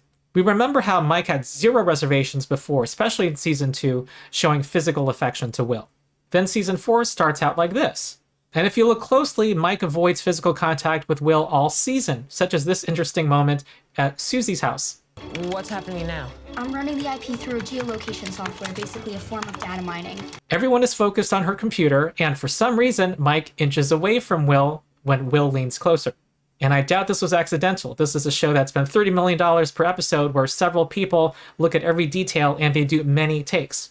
But now Mike initiates contact, and sustained contact at that. So sustained that they have to resort to the interruption trope. Mike seems to be done with avoiding touching Will, and he's prepared to be close and intimate with him like he was before. This last heart-to-heart between them closes one chapter in the relationship and starts the next. Exhibit S. Mileven lacks the qualities of a healthy romantic couple, while Byler does. I previously covered how Elle doesn't seem to really need her relationship with Mike in season 3. In fact, without him, she's the happiest she's ever been, and how she wants a relationship with Mike in season 4 for the wrong reasons, and how Mike and Will deeply need each other, and we're going to now break down why. The show systematically shows what qualities exist in a healthy romantic relationship and shows that Mike and Elle lack them and Mike and Will have them. First, we have the maxim of the show, friends don't lie. Friends don't lie. Friends don't lie. Friends don't lie. This show values authenticity and being who you are, no matter what society thinks of you. You, Erica, are a nerd. And how do you know so much about My Little Pony? Because I'm a nerd. And it extends this philosophy to the romantic couples that it wants to build up as well. It's not the only show to do this either. In Heartstopper, a main character who plays rugby and usually hangs out with the macho crowd starts seeing a guy he likes, and his mother makes this observation. He's very different to your other friends, isn't he? You seem much more yourself around him. Do I? You do. In Stranger Things, we see successful couples have heart-to-hearts. They drop whatever facade they're keeping up and feel secure enough to be their true selves with each other. Max, who has a somewhat callous, tough girl outer persona, opens up to Lucas about how her brother abuses her and how she never wants to be like him. But now he's just angry. Well, he can't take it out on my mom, so... So he takes it out on you? I don't even know why I'm telling you this. I know I can be a jerk like him sometimes. And I do not want to be like him. I guess I'm angry too, and I'm sorry. She does this because she feels like Lucas won't judge her for it, and he doesn't. Jesus, what's wrong with me? Hey, you're nothing like your brother, okay? You're cool and different. You're super smart. And you're like totally tubular. By the way, Mike and Will have a heart-to-heart set to the exact same music as this one. Yet here, with this one scene, the show convinces the audience that Lucas and Max make a good romantic pair, while Bylers continue to be called delusional. Another romantic couple who can be their true selves with each other, Jonathan and Nancy, they might argue, but they're at least speaking their mind, and they each think about what they heard, communicate afterward, and grow closer. Even Eddie and Chrissy, who have very little screen time together at the start of season 4, seem to have more chemistry and more of a connection and understanding of each other than Mike and Elle ever do. You know, you're not what I thought you'd be like. Mean and scary? Yeah, well, I actually kind of thought you'd be kind of mean and scary too. Terrifying. Meanwhile, Mike and Elle constantly lie to each other, and whenever one of them does something wrong, they never resolve it. In season 3, Mike lied to Elle about visiting his grandma, and Elle used her powers to spy on Mike. Did you spy on me? That's totally against the rules. I make my own rules. They never address what they did in a conversation, and instead, Elle papers it over with an I love you and a kiss. In fact, this is the reverse of the romantic miscommunication trope, where Elle takes Mike's words to be more romantic than they were. And the end of season 4 has an even more dramatic version of this, and these are supposed to be the definitive romantic Mileven moments in their relationship. Their pattern of miscommunicating with each other gets worse in season 4 when they're presenting false, happy, and cool versions of themselves to each other. At the end of season 4, even though Mike's monologue supposedly fixed things between them, they never addressed the fact that Elle lied to Mike about being happy in Lenora, and Will was right that that would make Mike angry. And they never addressed Mike's behavior at Rinkomania. We also never get a sense that Elle or Mike likes the other person for who that person is. Neither seems to appreciate the other for their specific, unique qualities. First, Elle doesn't appreciate who Mike is. Remember, she was raised in a lab, and her arc is about trying to feel normal. In season 4, she's desperately using her relationship with Mike as a substitute for normality. She shows less interest in Mike himself than in the idea of a boyfriend. Indulge me in reading out this excellent post by Byers Boldcut on Tumblr. It goes through the seasons. Season 1. She's initially attached to Mike because he's the first person to give her shelter, food, genuine human care, and just not calling CPS immediately. Her feelings for him were born from trauma and dependency in season 1, and throughout the rest of the 3 seasons, we don't see it grow past that. Also, I think it's noticeable in season 1 that she was uninterested in Mike when Mike tried to share his hobbies with her. She also did not seem to mind at all when she questioned if Mike could be her brother. Her voice is neutral and curious here, not the least bit repulsed by the thought of being siblings with Mike. Like, girl does not care. Season 2. This season has 0 on-screen moments of Mike and Elle actually getting to know each other further. They were separated nearly the whole season. What we do see, Elle's attachment and dependency on Mike that was developed from season 1. We also find out how Elle spent a year of her life watching melodramatic romance films. Many other middle schoolers might identify that relationships in real life don't work like those films. But Elle is fresh out of lab life.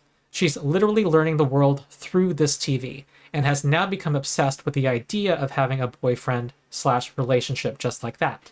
Season 3. Again, no on-screen moments of Elle showing interest in who Mike is as a person. The very first scene we see of them, she's trying to get him to stop singing along to the song they're listening to. She seems to like kissing Mike, but isn't shown enjoying anything actually characteristic about him, like sharing interests with him, such as music.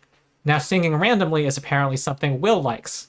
Hopper indicates that they don't do anything meaningful together either. We see here that before hanging out with Max, Elle had little sense of her own style, her hobbies, her interests, meaning spending time with Mike for months probably didn't involve many talking points, did it? Also in Season 3, Elle dumps Mike with 0 hesitation. Then she has the time of her life with Max.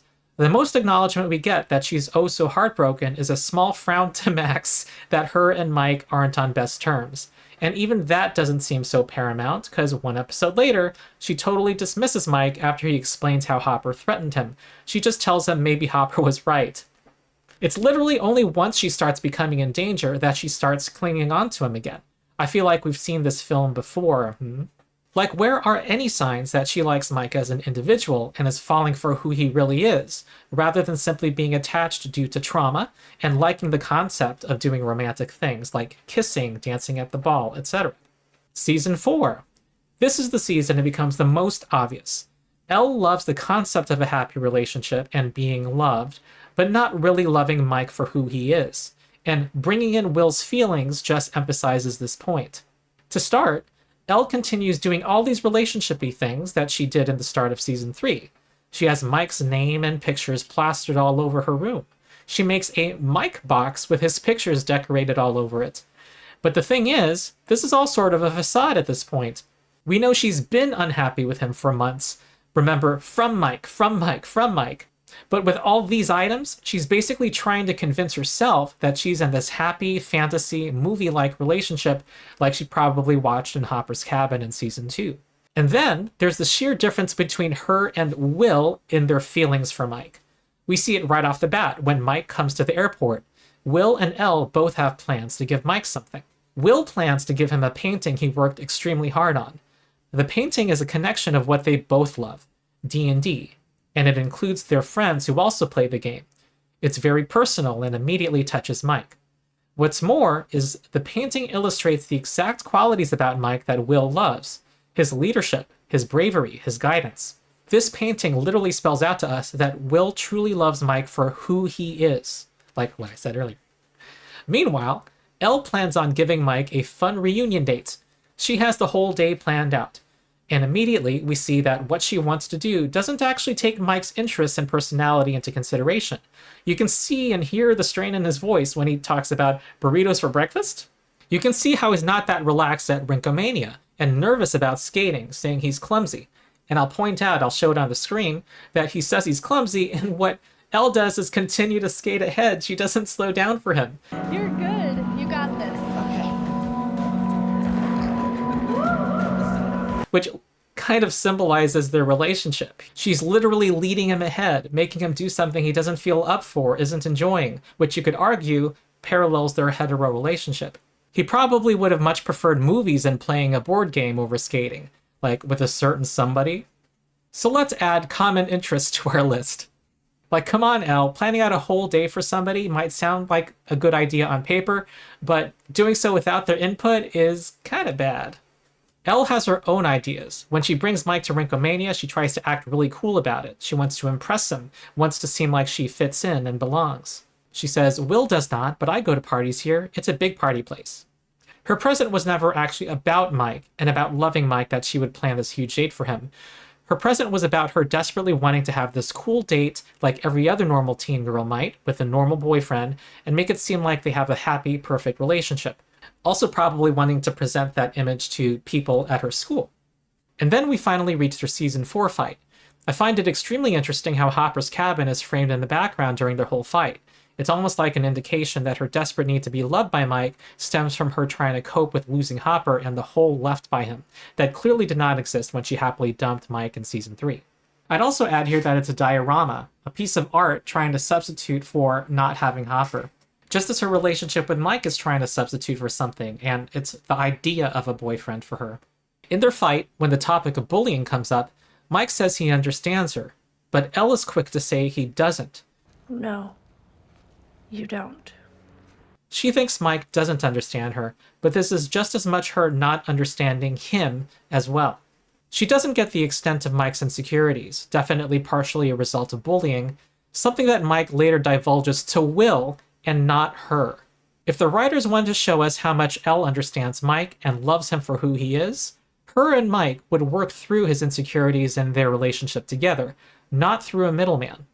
Let's add to our list, listens and provides support. I would also add at this point that when Elle gets bullied at Brookomania, the moment she runs away is when she sees Mike coming for her.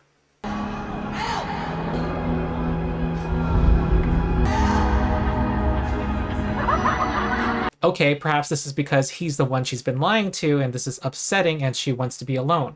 But after some reflection, the person she goes to next is Angela. She asks her to say it was all a big joke and to lie to Mike. She thinks it's more likely to get her bully to care for her than to get her boyfriend to understand her and care for her. Now, that's fucked. And she's willing to continue to lie to him after Will spells out, accurately, that would disrespect him and it would make him angry. And that's part of what makes him angry. It doesn't justify how he treats her, but still. Overall, it's pretty striking that we've never once heard Elle actually compliment Mike or articulate or even show what exactly she loves about him through 4 whole seasons. I mean, attachment to him due to trauma or grief does not equal loving him for who he is, and wanting to be loved does not equal loving him for who he is. So really, in terms of a relationship, what Elle actually wants is the concept, the idea of a regular boyfriend, and a happy, easy relationship, all in an attempt to feel normal. And that's why we see them fall apart the way they do in season 4, and why Will is currently so involved, because Will does see and love Mike for exactly who he is. End of post. Excellent post. And on Mike's part, Mike wants the idea of a girlfriend.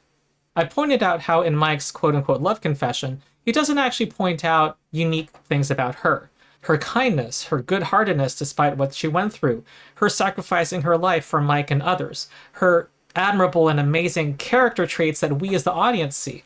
Instead, this is how Mike describes her. And you're a superhero. I'm just some random nerd that got lucky that Superman landed on his doorstep. You're my superhero. You can do anything. You can fly. You can move mountains. It makes his I love you with your powers and without your powers ring hollow. So why is he in a relationship with her? Well, obviously they do have a bond and they do love each other. But society says because they're a boy and a girl, these feelings must be romantic. He's trying to meet this societal expectation.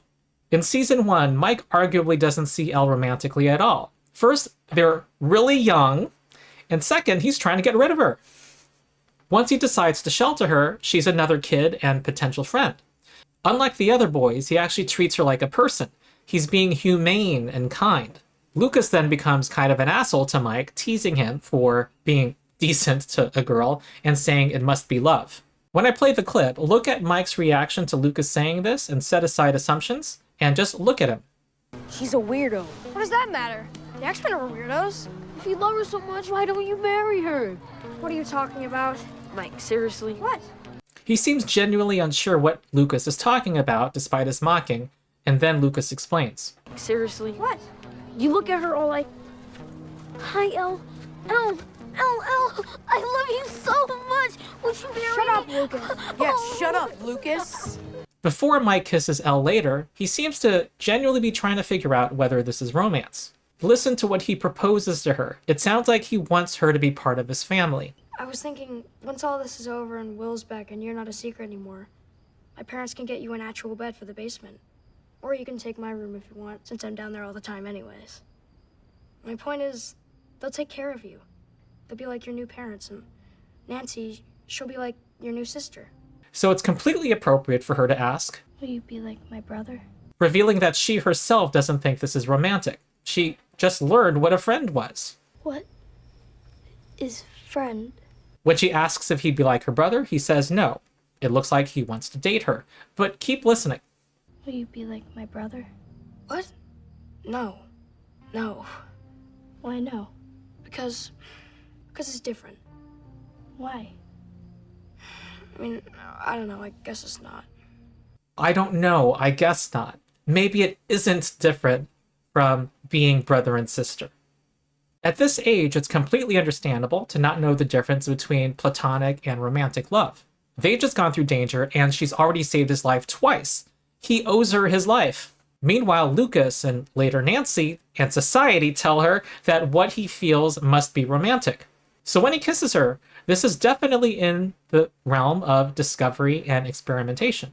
Lord knows how many gay people have kissed the opposite sex growing up. The script even says after he kisses Eleven, "There, he did it." One wonders what would have happened if Elle had not seemingly died in front of him, increasing his sense of guilt and obligation. What if they had gotten to interact in normal circumstances for a while, more than 7 days? Then he might have figured out that this might not be romance. But as it happened, traumatic events forcefully separated them for a long time, and they missed each other and started idealizing each other. When they become official and Mike tries to be a boyfriend to a girl, he's not very good at it. First off, his kissing is a bit off. Elle seems to want to get more intimate, and he's pushing her hands away and keeping his hands in his lap. And we don't see him emotionally understanding Elle like Lucas does to Max in season 2. Instead, we get performative gestures. When Elle dumps his ass, he needs to be led by the hand by Lucas to do performative things a boyfriend does, even if he doesn't really mean it, to get the girl back. When Elle makes the relationship deeper when she says she loves him and kisses him, he's evasive and reluctant. That part of being a boyfriend? Not sure. He also probably realizes after this kiss that he's gay or bi, and it's at this point that the insecurity and sense of inadequacy kick in. Yet Mike keeps on trucking, writing letters to Elle that he cannot sign love, and he arrives in California trying to look trendy and cool and failing. No, it's a shitty knockoff. He's even wearing Elle's favorite colors, yellow and purple, and giving her a bouquet. Classic boyfriendy things, superficial and performative. And in the case of the outfit, clearly trying too hard.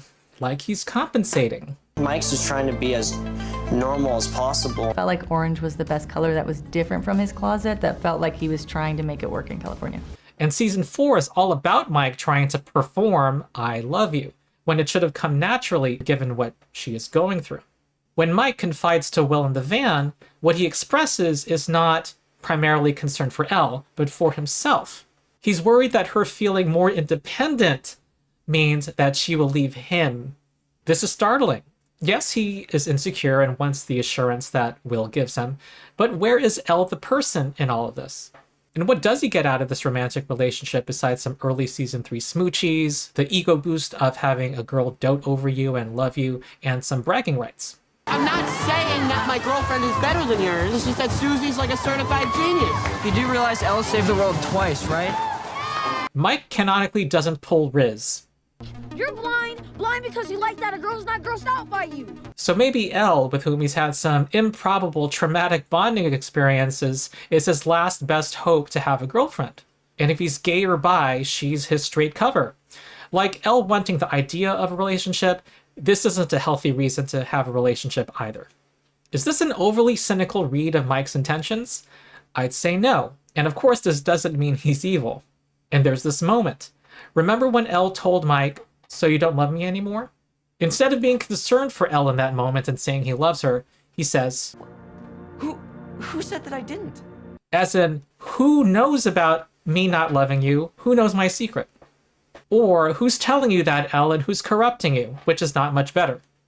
Either way, Mike is not listening, and he's thinking about himself and not Elle. So on all these points, Mike and Elle fall short. At Rinkomania, Mike is paying attention to Will and notices that he's sad. But he doesn't notice that his own girlfriend is lying to him, not being herself, and that these are her bullies. That's telling. Now, how does this show present Mike and Will? All right, our last exhibit, Exhibit T. Mike and Will have the strongest, most developed relationship in the show. As you've probably already guessed, I'm going to say that everything in this list applies to Mike and Will. Numbers 1 and 2, they can be their true selves to each other, and each loves the other for who he is. I've covered this earlier, but not only do they feel like they can be themselves around each other, but for Will, Mike is the only person who makes him not feel like a mistake. And Will is the only person who makes Mike not feel like a nobody. Not only are they authentic with each other, but each of them feels like they can only be authentic with the other. Number 3, common interests. We already know that. Number 4, listens and provides support. We know this too, and season 4 is all about Mike confiding to Will. This list isn't just evidence that Byler make a healthier romantic couple, it also suggests a grand design, a deliberate effort by the writers to systematically show that Mike and Elle's relationship fails in the precise ways that Mike and Will's relationship succeeds, so that the audience would see the contrast and accept a Byler ending, and the homophobes who would be against it would have no ground to stand on. Just a few more points. Their ability to be honest with each other means that they can argue, and when they do, they grow closer. Like Megan and I sometimes don't get along. Online, when Bylers point out how unhealthy Mike and Elle's relationship is, a common response is to point out that Mike and Will fight too. Yeah, they do, but healthy couples fight. What matters is whether they communicate and whether their relationship strengthens. When Mike and Elle fight, they lie to each other and grow farther apart. But when Mike and Will fight, it's honest, it's raw, and there's an undercurrent of sadness that they're not getting along. I don't remember who said this, but it's apt. Mike and Will only fight when they're denying how special they are to each other. And that's a perfect way to describe it. Another quality of a strong, healthy relationship is the ability to criticize the other and point out when they mess up so they can become better people. This relates to how Will brings out the best in Mike. Mike responds to Will disagreeing with him differently than with other people. Mike is a leader and strong-willed, but sometimes he needs to be course-corrected. In season 1, Dustin has to fight with him to offer his hand to Lucas after their argument so that the party could stay together, even though it was a party rule. Mike agrees, but does so very reluctantly. And with other people, he generally blows them off. But when it comes to Will, he's very attuned to his feelings, almost as if they're his own. Will being sad seems to be Will's magical power. It makes him desperately want to right things, and this is classic romantic behavior. In the rain fight, Will's look of hurt is enough to make Mike immediately regret it and want to apologize and bike in the rain for him.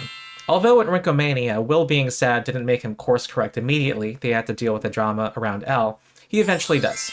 Nor is Will just a wallflower. We know he can be blunt at times. Being a freak is the best, right? I'm a freak. Is that why you don't have any friends? I have. This last year, I know I've been distant. Or stone. And he'll speak his mind to Mike. Where's Dustin right now? See? You don't know, and you don't even care, and obviously he doesn't either, and I don't blame him. You're destroying everything, and for what? So you could swap spit with some stupid girl? I thought it was already over. It's not over, okay? We're just taking a break. She said she dumped your ass. That doesn't sound like a break. It wasn't. Seems like you made it super clear that you're not interested in anything I have to say. That's just not true. Friends. We're friends. Well, we used to be best friends. And every time, Mike listens. Best friends. And there's at least one instance when Mike course corrects Will. He has far less occasion to, when he points out that Will should have tried harder to reach Mike after moving away. Mike and Will have the strongest and most developed relationship out of all the relationships in this show, even taking into account family relationships. They have the first one-on-one scene in the show. They have the most screen time and the most attention to detail. They have 2 speeches confessing their love for each other that are perhaps the most real, vulnerable, and emotional in the show so far. So we have a situation where in the closest, strongest, most systematically developed relationship in the show, one of them is canonically in love with the other, and the other has confessed that choosing him is the best thing he's ever done? Are you fucking kidding me? Isn't everything we've gone through a textbook for how to develop a slow burn romance? This is a show whose maxim is friends don't lie, that has Mike and Elle lie and never communicate with each other. So much so that for most of season 4, their relationship is virtually dead. She signs her note from Elle, and he realizes she's not going to need him anymore. And the thing that revives that relationship is the biggest lie of all, a description of Elle that Mike can fall in love with that is actually Will. Anti-Bylers like to say that Mileven has been built up for 4 seasons. But Mike and Elle's 2 significant declarations of love were based on miscommunication. This isn't build-up, it's setting up a demolition. If anything's being built up, it's a house of cards. The only thing preventing people from seeing Byler Endgame is the gay. Now, of course, none of this precludes Mike and Elle becoming extremely close and dear platonic friends. Their relationship was better and healthier when it was platonic, and it can be so again and last the rest of their lives. The systematic contrast of these 2 relationships sets up a resolution that furthers this show's theme of rejecting conformity, including the heteronormative ideas that 2 boys can't be romantic and a boy and girl can only be romantic. All 3 would come out the better, free to love each other in ways that are genuine and build each other up, exemplifying the importance of authenticity and of all forms of love. Now, a few miscellaneous things that are too small to have their own exhibit letter. In Season 3, when Mike apologizes to Elle, he wants to say he loves her, but he can't. He says, blank makes you crazy. Elle tries to fill in the blank and says, girlfriends? Look at Mike's reaction when Elle suggests a different word. Blank makes you crazy, like the word. Girlfriends? No, not girlfriends. Boyfriends? No, not boyfriends either. No, not boyfriends either. Ha! That's very different. Wonder why. Also underscoring how lightweight and insignificant his almost expression of love is, Elle has no idea what he's talking about. The misunderstanding is played up for laughs, yes, but it also shows how unserious the relationship is. Next, at the start of Season 4, we see that Elle has a shrine devoted to Mike in her room, and she writes letters to him on pretty stationery. But when we see his letters to her, they're written on crappy paper. From Mike. From Mike. From Mike. From Mike. From. What the hell was that? Some half envelope? Poor Elle. It's a bit heavy-handed by the show, to be honest. Who does that? Also, this post by December Byler on Tumblr got me thinking. In Season 4, when Mike and Elle reunite in the desert and she's almost shot down by this army helicopter and he almost dies in front of her and they reunite, they don't kiss. But also, he's not as distraught as you would think someone would be if they had just almost lost the love of their life forever. We've seen what people in this show say when they almost lose someone they love romantically. Thought you were dead. Thought I lost you. I did lose you. For 8 months. I thought we lost you. I'm still here. I'm still here. I'm still here. I thought I lost you. That's the natural thing to feel and say. But what does Mike say here? It's me. I'm here. This isn't grade school, Mike. Now, there is someone in the show, Mike tells him he's afraid he lost them. And that wasn't even a life or death situation. This show establishes over and over again that Mike cannot stand to lose Will. Now on to more non-diegetic evidence, and from before, you'll remember what that means. Things that do not take place within the narrative of the show.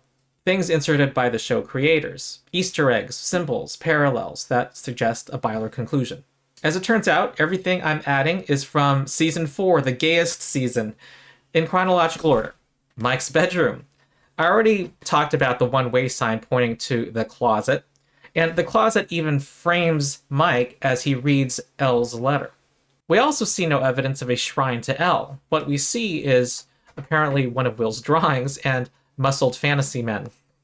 An eagle-eyed Byler also points at this thing on the far left of the screen, which is likely a road sign indicating a sharp turn, which reinforces going into that closet on the other side of the frame. Speaking of swerving and being misdirected, we have 2 drawings from the same famous artist. This is the one on the left, but I want to focus on the one on the right. It's the famous M.C. Escher drawing, It's All Relative. It's a very cool drawing with 3 stairways in the shape of a triangle where gravity points 3 different ways. It's interesting why this would be placed right underneath the one-way sign. They contradict each other. One says one way, the other says 3 ways. If we believe Mike to be gay or bi and in the closet, these depict his inner turmoil. First, there's the obvious triangle imagery. We talked last time about its importance as a queer symbol. In a second sense, you can say that this drawing depicts going one way, but you don't go anywhere. You walk in a circle. You might feel like you're walking forward, but you're not making any progress. You're trapped. If you're mindful of symbolism, then these things together are so blatant that they rise above subtext. They might as well be text. You don't just randomly put these things in a room. And these things don't cohere with Mike's interests, as far as we know. They scream meaning and intentionality, and as far as I can tell, they're only compatible with the reading that Mike is in the closet and that he's walking a path that is a dead end. Let's go back to the airport reunion. Remember Mike's non-hug at the airport? Silly me, I didn't point out last time this Harry Potter parallel. The writers for Stranger Things once posted on social media this inspiration board showing movies that they reference or got inspiration from for season 4. They appear to cross through the movies that they do use, and one of them is Harry Potter and the Chamber of Secrets. Well, that movie has this scene where Hermione reunites with her friends, and she hugs Harry, who she looks at platonically. The one she does have romantic feelings for is Ron, on the right. Let's compare these scenes.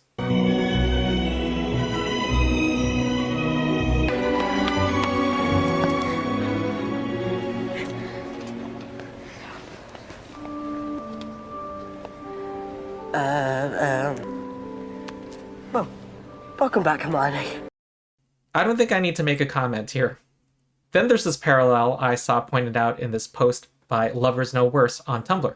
Remember the scene when Mike says his messed up thing at the dinner table and Elle storms off? Well, this directly parallels 2 earlier scenes showing failing relationships. Mike's parents typify the unhappy, loveless marriage. They don't share a bed. That's our lazy boy. That's where my dad sleeps. That Jonathan points out to Nancy she doesn't want to replicate. Well, we have this scene in the very first episode when there is a fight at dinner in the family, and Karen is unhappy with Ted for being so unhelpful and unconcerned. I hope you're enjoying your chicken, Ted. What did I do? Hey, what did I do? Then there's the scene from season 2 when Nancy and Steve are having dinner with Barbara's parents, and Nancy is racked by guilt over Barbara's death and has to leave the table, and Steve happily eats his chicken. His finger looking good.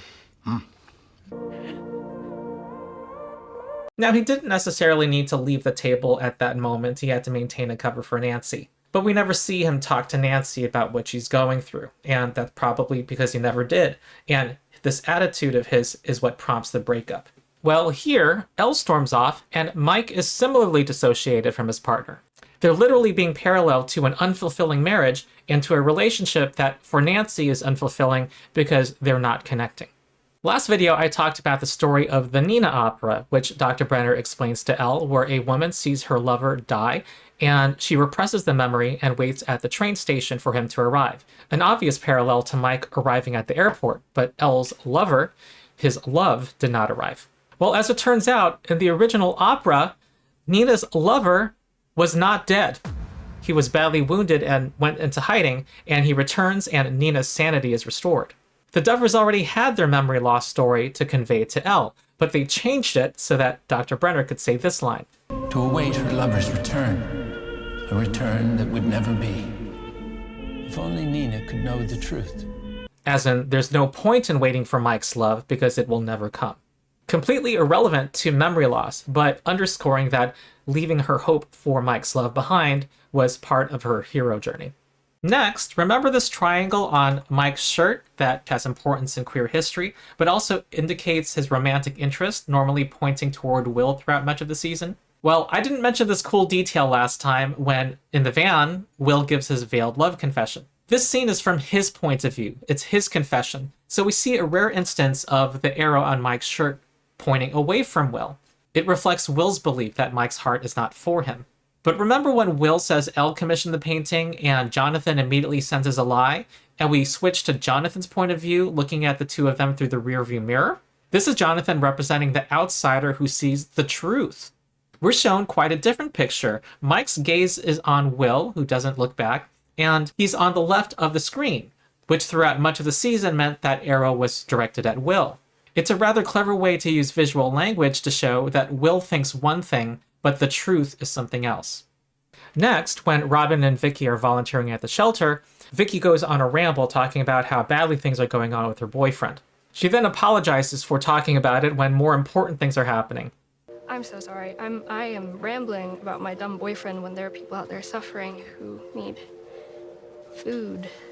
This parallels exactly Mike's ramble about his relationship with Elle to Will in the van. Sorry. No, it's so stupid given everything that's going on. It's just It's a match, complete with apology. I already talked about how the show parallels Vicky, an apparently straight object of someone's affection, to Mike, and this only reinforces that. And then there's this scene. And can I just say that this shot is very beautiful? It looks meticulously composed. Its composition and lighting make it look like a classical painting. But notice that Will is bathed in light, just as in the van, the sun was behind him. Will is figuratively Mike's light, and given that closets are dark spaces, this visually parallels the fact that Will is farther along in realizing and accepting his sexuality than Mike is. They're also sitting on an upturned couch, one that is arguably upside down. A completely unnecessary fact, except maybe to foreshadow that these two, who are pledging to be a team, will venture into the upside down next season. We'll see, but remember the proximity trope? People who face danger together grow closer together. Now, this next thing might make me a pariah in the Byler community, but I've never been a big blue-yellow color theory guy. There's a prevailing theory that blue is associated with Mike and yellow with Will. My guess is that they did not originally have this intention, mainly because it doesn't really say much, if you know what I mean. It doesn't lead to new insights. However, I do think the Byler community took up this color coding, so much so that the show creators by season 4 adopted it themselves, such as in this line of dialogue from Mike.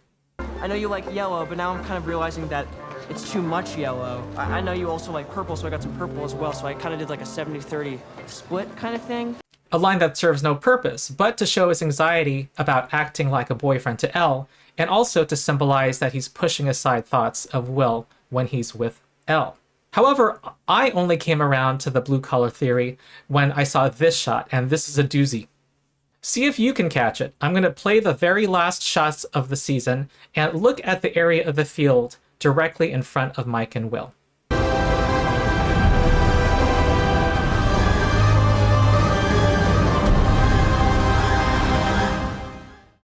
Many of you probably didn't see it, but some eagle-eyed Bylers did. Basically, this is what the grass looks like in front of them for most of the scene. But for the last shot, yellow and blue flowers appear out of nowhere. And it's the Byler colors. Yellow flowers presented to Mike and blue flowers presented to Will. But that's not all. Remember that we saw decaying flowers that parallel the flowers Mike gave to Elle at the airport, symbolizing their relationship. As one set of flowers fades, the other blooms. And in the very last shot, with Mike and Will dead center in the frame, suggesting their centrality and their pairing and romance in season 5, the one bolt of lightning that appears is directed at them. And when was the other time electricity was mentioned in this show? When it meant romance. It's like before it's gonna storm, you know? You can't see it, but you can feel it. Like this, electricity. She was just scared. Maybe. But I could feel it. Feel what? The electricity. There's also this old season 2 promo picture that does the same thing with them. And look, the lightning and clouds even imply a heart shape directly above Will and Mike, and the left half is the one above Will, and it's outlined by light, as if Will has already declared his love for Mike, and Mike's half is yet to be electrified and start beating. Alright, now on to more actor statements. There are good video compilations you can find out there where the actors generally show more enthusiasm for Byler than for Mileven. This reflects not only how the two relationships have been developed in the show, but also what the actors possibly know about where the story is headed, especially what they say after they started shooting season 5. I'll go through the main highlights. There was an exchange on social media with Nell Fisher, who plays Mike's little sister Holly, who appears in some behind-the-scenes photos with Mike and Will. A fan asked if she shipped Byler, and this was her response. It was an emoji with a zipper over her mouth. If you ship them, why don't you just say so? What do you know? Then we have Gaten, who plays Dustin, describing Mike's visit to California in season 4. So the Byers have moved to California, and the season picks up with Mike going out there to visit his friend Will and Eleven, who lives out there with them. What did you just stop yourself from saying, Gaten, and why the mischievous little smile? Here's Caleb, who plays Lucas, remarking on how shallow Mike and Elle's relationship is. I love Lucas and Max's relationship. It's not like Eleven and Mike's, in that teenage relationship dynamic. Their love is very, it's real. Like they don't have to be lovey-dovey to show their affection and their how much they care about each other, you know? And like their true bond is like their friendship. Like they're not together because of like, you know, like intimacy or just like love. They really care about each other and see each other for who they are. Then we have Millie, who plays Elle, describing her character's arc in season 4. Her realization is that she's her own superhero. She knows her own character's arc, and this is telling given that Mike's big confession to her said that she was his superhero. We have several statements from Finn Wolfhard, who plays Mike. Here's him saying that Mike does not know about Will's love for him. Well, I think you find out slowly kind of through the season Will's kind of love towards Mike, and I think it's a really beautiful thing. Any clues as to how Mike will handle that? I don't think he knows. I mean, yeah, I think he's pretty clueless. And for reasons I went over in my last video, it's unlikely that Mike knows Will is gay, which means that Mike's big moments of gay denial are likely him denying something in himself. Here's him being excited about seeing the final cut of a scene he did with Will's actor Noah. You guys have beautiful scenes this year. There's an amazing scene this season with you and Will. Yeah, I remember watching it, filming it, and I was like, oh. I'm so glad. He seems proud of the scene and a bit giddy about the relationship, and we're about to contrast this with his reaction to a certain Mileven scene. Let me preface this by saying that Finn is a professional actor who has acted for most of his life, and as an actor you have to get used to, early on in your career, watching playbacks of yourself, including emotional performances, so that you can critique yourself and improve your work. Maybe you don't get fully comfortable, but in the case of Stranger Things, you are in front of millions of people. And they absolutely did multiple takes, and Finn collaborated with the director, and other people weighed in, including the editor, who picked the best shots to create the final product on the screen. So there's a series currently on YouTube promoting season 5 where the actors are reacting to moments from past seasons. And you see they're very proud of what they've done, and that they can, in a detached manner, analyze and give insights about what's on the screen. Here's Finn reacting to an emotional scene from season 1 when Mike sees Elle die. I remember just having to like pretend like there was a Demogorgon there when this is the first time that we were acting with nothing. So good in this part here. Look at that. He's so good. This I remember as my first sort of emotional beat of acting. She's gone, bro. He's looking at it open-eyed, analyzing, and giving some humorous context. And here's him on the Stephen Colbert Show presenting a clip from a movie that he directed and acted in. Yeah! That was a coincidence! He's definitely killing a random. I'm not killing at all! That is a look of pride. Now let's see him react to his character's big love confession to Elle at the end of season 4. And we see shots of Finn intercut with those of other actors who are not looking very excited about it either. You can't. I want you to know I'm here. Okay? I love you. Elle, do you hear me? I love you. I'm sorry I don't say it more. It's not because I'm scared of you. I'm not. You're my superhero. And you can fly. You can move mountains. I believe that. I really do. You need to fight. Oh, chills. I'm sorry, but that is clearly a get a load of this guy face. And after the scene ends, he's cringing. This isn't because it's an emotional scene. It's common for actors to be quite proud of scenes where they felt like they did well, where their character is emotional. Because an actor has to channel a part of himself or herself into a scene. If this were a true love confession, then Finn, the actor, would have had to channel from something deep down, which he did in season 2 when Mike confessed to Will that choosing him as his friend was the best thing he's ever done. And Finn's reaction, having it played to others, would either be, I'm proud I shared a part of myself, or I'm embarrassed because of how vulnerable I was. But this reaction is distinctly like he wants to say, that's not me. This doesn't represent my abilities as an actor, or that doesn't represent Mike. Then, most recently, at least at the time of this recording, in a notorious incident Byler fans called Candlestick Gate that caused some Milevens to panic and crash out, Finn reacted to the scene in season 2 when Mike sees Elle for the first time in a year. It's the most emotional moment for Mileven in the entire season. And Finn's reaction is to talk exclusively about being made to hold a candlestick as a weapon.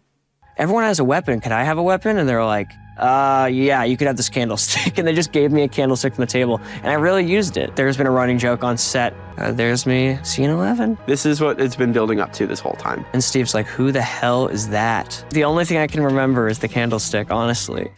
One might chalk this up to Finn's sense of humor, but he seems pretty honest here. And let's contrast this to some of his reactions to Byler scenes.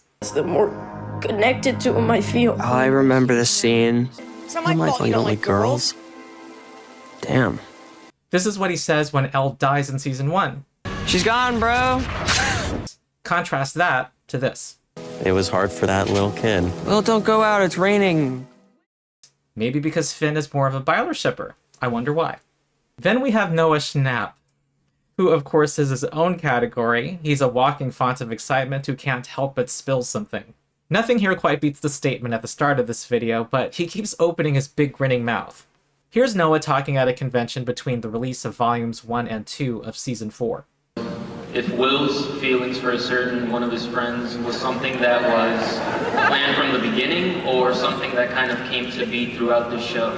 I don't write it, so I don't know, honestly. They're very smart, the Duffers, so they outline everything from the beginning. They already know how season 5's gonna end, and they plan it all out. So they definitely know where they want to go with Will, and I think, yeah, it's always been pretty planned out. But we'll see how far it goes. What's your favorite ship from Stranger Things seasons? I don't have I have a bunch. Obviously, Byler is just at its peak right now. They're building that up, so definitely ship that. They're building Byler up, eh? And note how comfortable he is talking about it. He knows that Volume 2 is going to release, and Will's heart will be broken. Now look at this interview from early 2025. I like Lou Max, Joyce and Hopper, Jonathan and Nancy, and Byler. He had already finished shooting for season 5, so why suddenly so nervous, During the gap between shooting seasons 4 and 5, Noah said this at a convention about Will's future in season 5. I think in season 5, we'll have some. We'll just be like, yes, like something went right for him. So, no, that's not a spoiler. That's just.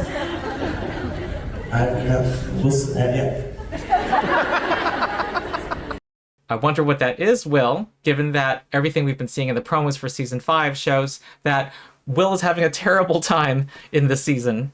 Here's him responding to a question about the final shot of season 4 that paired Mike and Will together and whether it foreshadowed their future. Pardon the music, this is part of a fan edit. Everybody's coupled up and we see Will with Mike. So the question is, what's up with that? I mean, that's, I don't ask the Duffers, they put us there. It could be foreshadowing, maybe not, so it's up to season 5, I don't know. The cool way to play it off would be to say maybe and maybe not, and if it is something, to rely on canon, that they're best friends and they pledge to be a team. But look at Noah's grin! And I'm sorry, but the giddiness of this guy whenever Byler's mentioned is proof in itself. If Byler were not endgame, he would be concerned about queerbaiting and would be more in control of himself. Then someone asks him what his favorite moments on set with Finn Wolfhard are, and he says that they're from this upcoming season. And then he starts to malfunction. He probably got nervous that he said too much. I wanted to ask you what your favorite moments with Finn on set were. Well, I would probably say from this new season. Yeah. So I guess I can't tell you. But from other seasons? I mean, what I've realized actually is that me and Finn, I think I spent the most time with Finn throughout the course of being honest. Sorry, I gotta not make a picture of the same thing for season 5, but in other seasons, what was the question? So he spills that he spent most of his time working with Finn this season, which is really interesting given that in the promos we've seen, he's hardly seen with Finn at all. The only one-on-one scenes Mike has are with Elle, and with Mike and Will, we keep getting this same damn clip of them biking Holly probably to school. It's as if the show is deliberately trying to hide a plot twist. Here someone asks Noah what scene in his whole career has stayed with him the most. Is there one scene in your whole career that stayed with you the most? Yeah. But I can't talk about it. So, besides that scene... He's clearly talking about the last season of Stranger Things, and he's clearly emotional about it, and I don't think I'm going to be ready for it. Now on to promotion and behind-the-scenes details. First, it is wild to me that one of Netflix's official YouTube channels released these shitpost videos about Mileven, but they did. Like, makes you crazy. Girlfriends? No, not girlfriend. Boyfriend. No. I'm an ally. It's like a feeling, like old people say to each other sometimes. Old people? Yeah. I literally lost 10 brain cells from this conversation. You don't love me anymore? Who said that I didn't? You never say it. I say it. I love you. Oh. That's nice. You know, like the phrase, like, blank makes you crazy. What if you told her you love her instead of this trivia game? You're lucky she's in love with you because this outfit is not it. From Mike. Well, maybe some relationship problems can't be fixed. Okay, 11, you're being ridiculous. Sir, the only ridiculous thing here is your inability to say I love you. Do I want to lose you? No. Do I love you?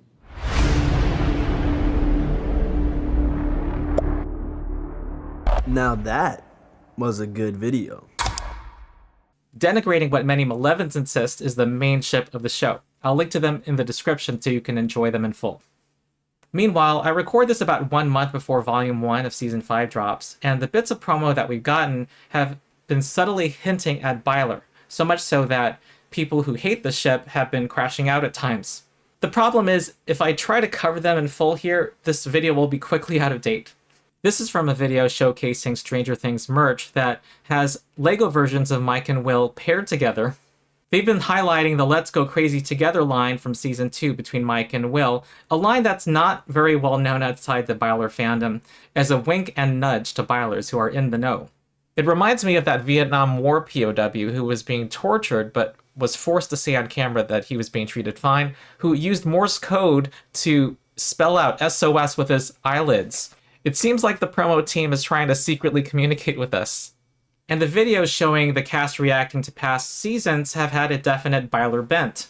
The comments to the video of Finn and Noah reacting to the rain fight are dominated by excited Byler fans whose hopes were raised by it, and the promoters knew this would happen. This is evidence of Byler because of the reality of queerbaiting. If Byler doesn't happen, they're vulnerable to the accusation that they've continued to build it up to the last moment. And again, it's not explicit enough to draw in more LGBT viewers either. Next, recently the Duffer Brothers shared a syllabus of movies that inspired Season 5, and they include in that list The Eternal Sunshine of the Spotless Mind. It's a movie about a man who, after a bad breakup with his girlfriend, goes to a clinic to have his memories of her erased.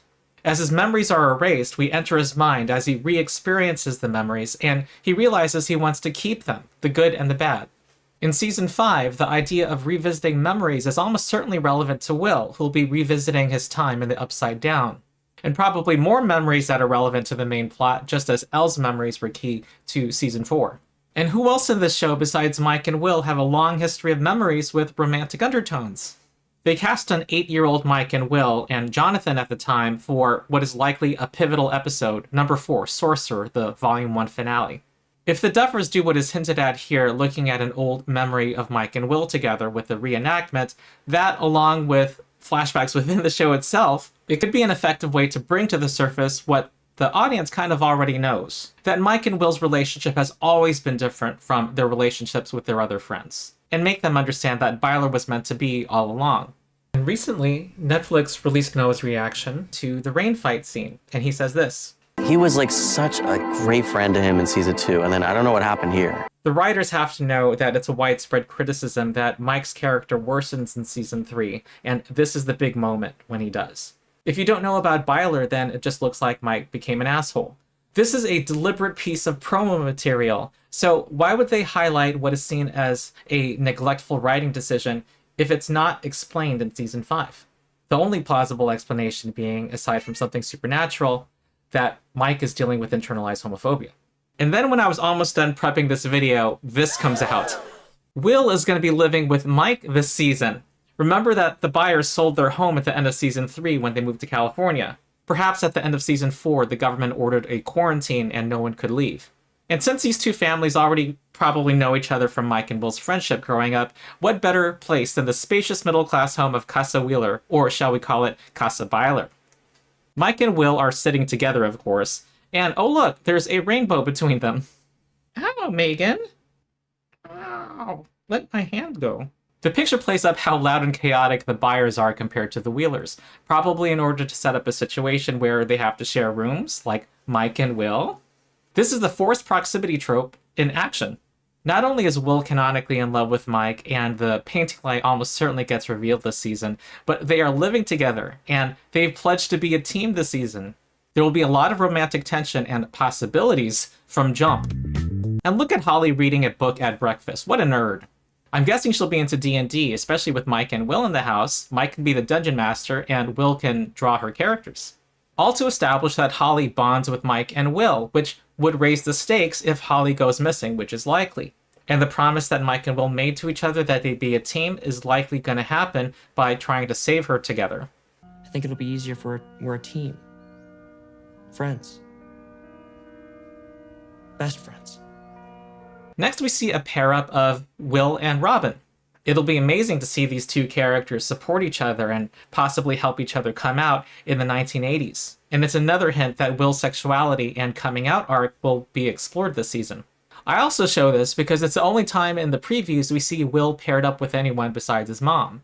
Meanwhile, Mike and Will live together and possibly share the same room, and Noah has said that most of his time this season has been working with Finn. Very suspicious to not see Mike and Will paired up together in any of the promos this season. Is it because any glimpses of their scenes together are so homo-charged and gay that they constitute spoilers? After I already started editing this video, a new piece of promo came out that I have to include. It's the most explicit teasing of Byler yet. The YouTube series of the cast rewatching the show concludes with this. And so many people talked about the duos. Yeah, it looks really different when they add all the special effects. I can't believe, like, this is what the world knows still of Stranger Things. Like, little do they know what's coming. Noah brings up how people were talking about the duos, how Mike and Will were between two canon couples, and he doesn't deny the implications. Then with a sly look says, little do they know what's coming. The marketing team ended with this for a reason. Alright, conclusion. Now I want to address the two most common concerns prevalent among Bylers. They are we being queerbaited? And two, if Byler happens, what about the backlash? And then I want to share some final words. First, the fear that we're being queerbaited. I've seen Bylers say they want it to happen, but they have doubt. They've been burned by other shows like Sherlock, Teen Wolf, and Supernatural, where they cynically teased an LGBT romance to rope in viewers, but never followed through. Somebody correct me in the comments if I'm wrong, but I think how Stranger Things has treated Will's homosexuality and his love for Mike is distinctly different from what those shows did. They were quite overt about the possibility of gay romance, either in public statements or within the show. But the Byler evidence has been subtle and doesn't actually function as effective bait to increase viewership. The first case is Sherlock. First, the show's creators said during the show's run that there would be no romance between the main character and his assistant and best friend, John Watson. But it was still queerbaiting because they continued to openly gay code their interactions and build them up. At times they even openly mocked the ship's fans, like in this scene which came at the end of what seemed to be built up toward a confession. John, there's something I should say. I've meant to say always and I never have. Since it's unlikely we'll ever meet again, I might as well say it now. Sherlock is actually a girl's name. Mocking the fans for responding to the romantic subtext they put in their own show, which you can find video compilations of online. Byler's different because the Duffers have to date not denied Byler's going to happen, despite the fandom blowing up 3 years ago, and we're now a month away from the last season. And they've never shown themselves to be so insensitive and disrespectful to the ship's fans. Teen Wolf had the popular Steric ship between Styles and Derek, and they openly did promos like this. Wow. We're on a ship, pun intended. We want to ask if you guys could vote for Teen Wolf for the Teen Choice Awards. For Choice Summer Show. Can you please do it? Because if you do, That's all that needs to be said. Let's go back to sleep. Openly advertising the ship, and also treating it unseriously, like something to just please fans and not a serious writing choice. Supernatural, before Castiel had his tragic, gay, I love you, Dean, and now I have to die for you confession, openly dangled the possibility of romance between these two, making it the butt of an occasional joke. Why's it always gotta be me that makes the call, huh? It's not like Cash lives in my ass. The dude's busy. Cash, get out of my ass. I was never in your... Or sometimes directly making fun of the shippers themselves. In this season 10 episode, they visit a school where they're putting on a play that portrays characters in the show, and Dean sees the two actors portraying him and Castiel. What are they doing? Kids these days call it hugging. Is that in the show? No, Siobhan and Kristen are a couple in real life. Although we do explore the nature of Destiel in Act 2. Sorry, what? Oh, it's just subtext. But then again, you know, you can't spell subtext without sex.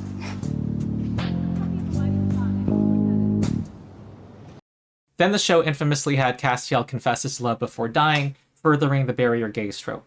All these shows were open examples of luring in LGBT viewers to the point that they meta-acknowledged that they were doing so while never delivering. In contrast, everything about Byler has been under the radar, so much so that I, as a gay person, did not see it upon first viewing, along with many, many other LGBT people. I was like these LGBT reactors the first time I watched it. I love you. Yes. I don't know how to live without you. Okay, we saw this coming. I love you for exactly who you are. You're my superhero. We needed this, Michael. It's hard to say queerbait when it's not really baiting. And Stranger Things has never presented Will's homosexuality and love for Mike, or Mike's feelings, in a comical or joking manner. It's been treated with sensitivity and respect. And it's the one example where one of them is revealed that he is gay and in love with the other, and painfully so. The Duffers' treatment of the subject so far has been nuanced and sensitive, with real emotional stakes, in keeping with the show's overall commitment to make the social rejects, the outcasts, its heroes.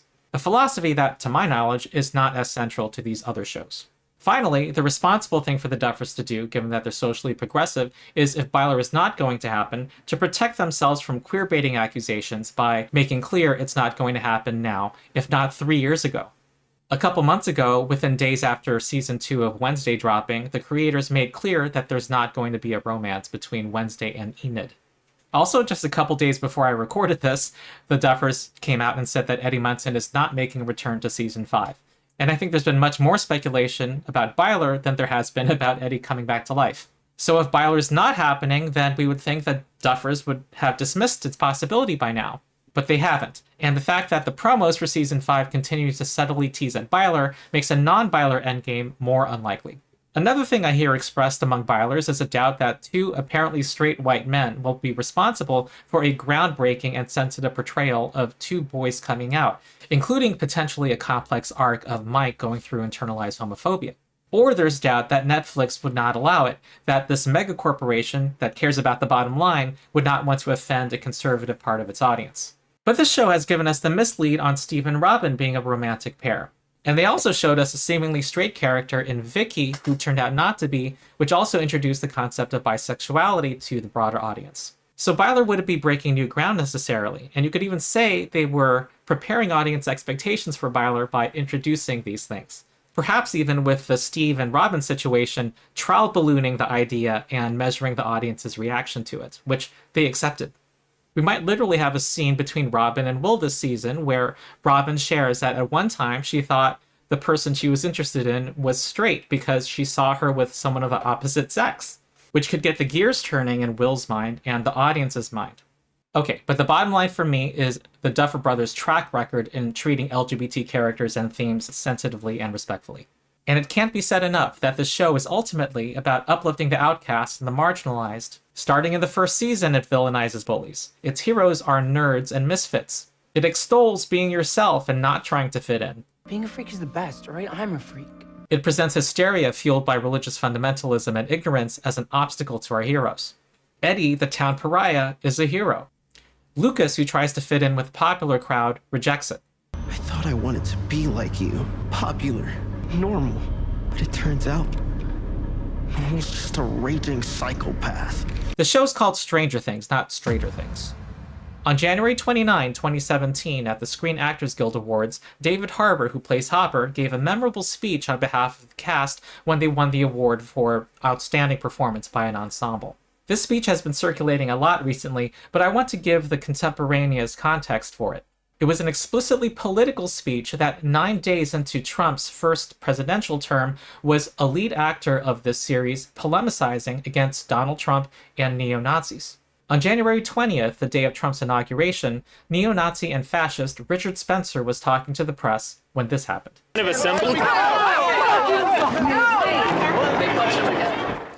This set off a national debate on whether it's okay to punch a Nazi.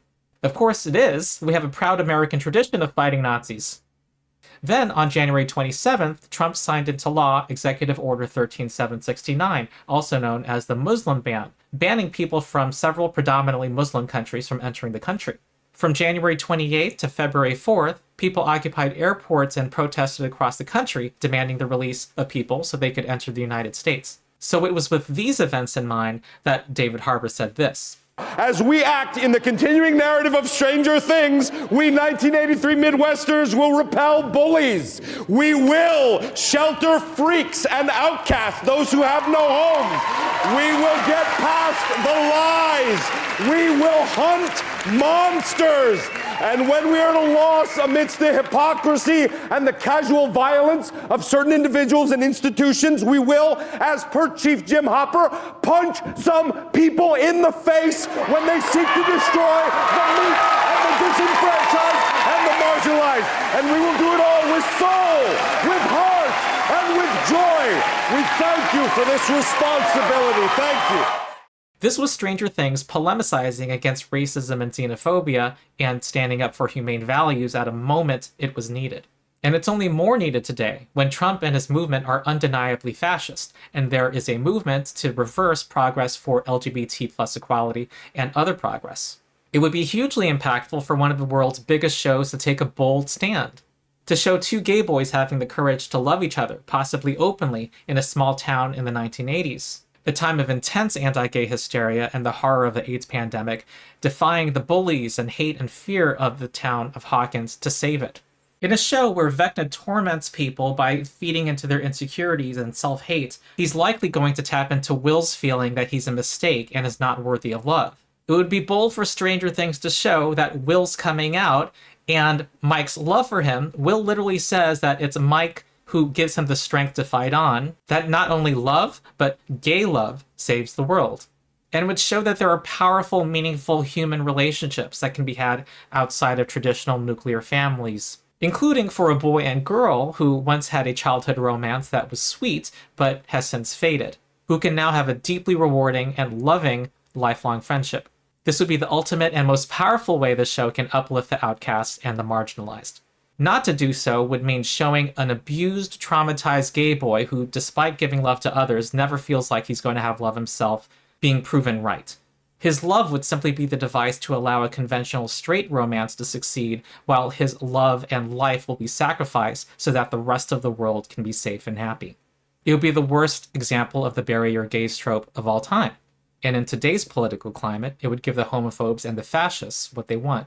It would not only betray the show's values, it would be profoundly irresponsible at this time in the world. I believe the Duffer Brothers want to follow through and continue what they've been doing and make this a show for the outcasts. The remaining question is whether Netflix would allow it, and my bet is on the Duffers having succeeded in making them allow it. Reports are that the Netflix executives cried when the Duffer Brothers pitched season 5 to them, which tells me that the Duffers led that meeting and gives me hope that their plans got approved. Filmmaker Sean Levy, who's directed many episodes of Stranger Things and with his company 21 Laps had championed the Duffers and the show to Netflix in the first place, is quoted in the official book Stranger Things Worlds Turned Upside Down, where he backs up David Harbour's words and says, quote, "Our show is an anthem for the marginalized and imperfect, precisely because the Duffer Brothers know from experience that the popular and easy road is rarely the most interesting one, and that character, grit, connection, and soul are bred in the same moments that challenge us most." The second concern Bylers have is backlash if Byler happens. There's a section of the Stranger Things fandom who oppose Byler, who are toxic and or homophobic, who resemble the bullies portrayed in this show, the very type of people the show villainizes. We Bylers encounter them in online spaces and are told a variety of things, including that we're supposedly delusional. Bylers express concern how these people react if Byler becomes canon, that they'll start screaming a set of things that you can probably accurately guess. To which I have a number of things to say. I'm a person with 30 years of experience in left-wing radical politics with my civil rights group BAM, and it's a group that has won victories on a number of issues that we fought over, and I speak from experience. First, the aftermath of Byler being canon is much better than the alternative, like duh. If Byler doesn't happen, these people will be insufferable. They'll feel like all their bullying and abuse will have successfully averted a Byler endgame, which many of them do fear the possibility of, otherwise they wouldn't be so worked up about it. That they successfully convinced Netflix to not pull the trigger. They'll escalate their attacks on us and on LGBT plus people in general. Also, I want to say that not all fans of Mileven, of Mike and Elle being together, are like that. They're not. If after Volume 1 drops, Mileven are broken up, and the show is clearly building up towards Byler, I'm fairly certain it'll be done in a moving and compelling way, and the vast majority of people will move on to the ship that the narrative is moving toward. Nancy started Season 2 in a relationship with Steve, but the show, with this one scene, got the majority of viewers to accept and cheer for Jancy. Yes, Byler is a queer ship, and so it's more of an uphill battle, but there's a lot more past build-up to refer to and new build-up to have. And also, let's be real, who wants to continue cheering for a losing ship? Already, I'm seeing the Season 5 promos prompting a lot of Mileven fans to start supporting Byler. So there'll be a self-selecting process as the crowd who opposes Byler whittles down to the most hardcore and hateful homophobes. Sure, they'll get quite loud, but that's what victory looks like. Because who cares how they feel? And frankly, we would be justified in reveling in their anger and tears. Because they get to finally experience what LGBT people have had to endure for decades of queerbaiting. Let them be the ones who feel betrayed for once. Second, the general audience and anti-Bylers are not the same thing. Shippers, obviously, are not the majority of viewers of Stranger Things, and homophobes and bullies are not the majority of shippers. And among those people, there are certain superstars and repeat offenders who are particularly loud. In my experience of 30 years, right-wing and conservative people are bolder and more prevalent in politics and in fandoms online than they are in real life. Movements for social justice can shut down cities and fill the streets, but these keyboard warriors can't do and don't do much that requires getting off their ass. Like roaches who scatter when exposed to light, these people prefer the darkness of the internet where they have the protection of anonymity. They don't have to answer for, defend, or justify their positions. Like school bullies, they just revel and bask in the social privilege and, in this case, also heteronormativity they have on their side. They disproportionately engage in their hateful activity online because it's the only place they feel they can do it. I think the vast majority of the general audience, the viewers of Stranger Things, will be positively affected and genuinely moved by a well-developed, slow-burn, childhood friends to romance, gay love story. I want to show some empirical evidence. The recent video where Finn Wolfhard reacted to the scene where Mike is reunited with Elle and Finn can only remember the candlestick, it caused a very loud ruckus online among some anti-Bylers, some of whom harassed Finn and some even demanded that the show recast his character. I have an extension to my internet browser that shows the number of downvotes that a video gets, not just upvotes. And I'm a YouTube creator. I can see these same stats maintained by YouTube itself on the back end, and I can verify that the stats from this extension are relatively accurate. And these are the stats for several other recent cast reaction videos. Note the low number of downvotes. Many people who dislike a video don't actually downvote because it's not public. Now let's compare those to the numbers for this video. At the time I got the screenshot, there were 2,300 upvotes and 4 downvotes. It's actually disliked less than most of the other cast reactions were. So we're talking here about an extremely loud and vocal, for its size, minority. Among Bylers, there's a wrong tendency to talk about the, quote, general audience as a homogeneous monolith. I guess it's understandable. We like to talk about the general audience as everyone who doesn't see what we see. And we, being for a non-canon gay ship that have to work off of subtext and clues, naturally see ourselves as a crazy together minority. Feeling misunderstood, it's natural to feel a little tribal and a bit egoistic towards the general audience, the way that hardcore fans of a band might call others casuals. We Bylers are also a little guilty of being chronically online because we're so excited and conflating the online fandom space with the general public. There's a danger of feeling overly alienated. And it's not true that everyone who doesn't see Byler is opposed to it. And how do we know this? Because many of us were part of the general audience once. It just wasn't on our radar then, and most viewers are not very different from us. Truth is, Will Byers is an extremely sympathetic character who's been made to unfairly suffer through all the seasons. And the vast majority of people already want him to have a happy ending the way we do. It's just that the vast majority don't see a particular happy ending being possible now. I've seen a number of YouTube reactions to Stranger Things, and it's not that any of them prefer Mileven over Byler. Instead, nearly all were like me. They just have the heteronormative idea that Mike is straight and Will's love is unrequited, and this is our familiar tale of gay tragedy. But they universally feel awful for Will, which itself is set up for Byler Endgame, and none of the reactors I've seen want anything bad for Will. He feels like a mistake. Oh, wow.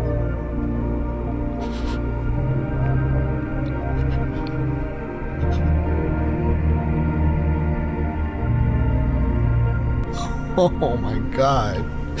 And the Oscar goes to... Noah Schnapp, everybody!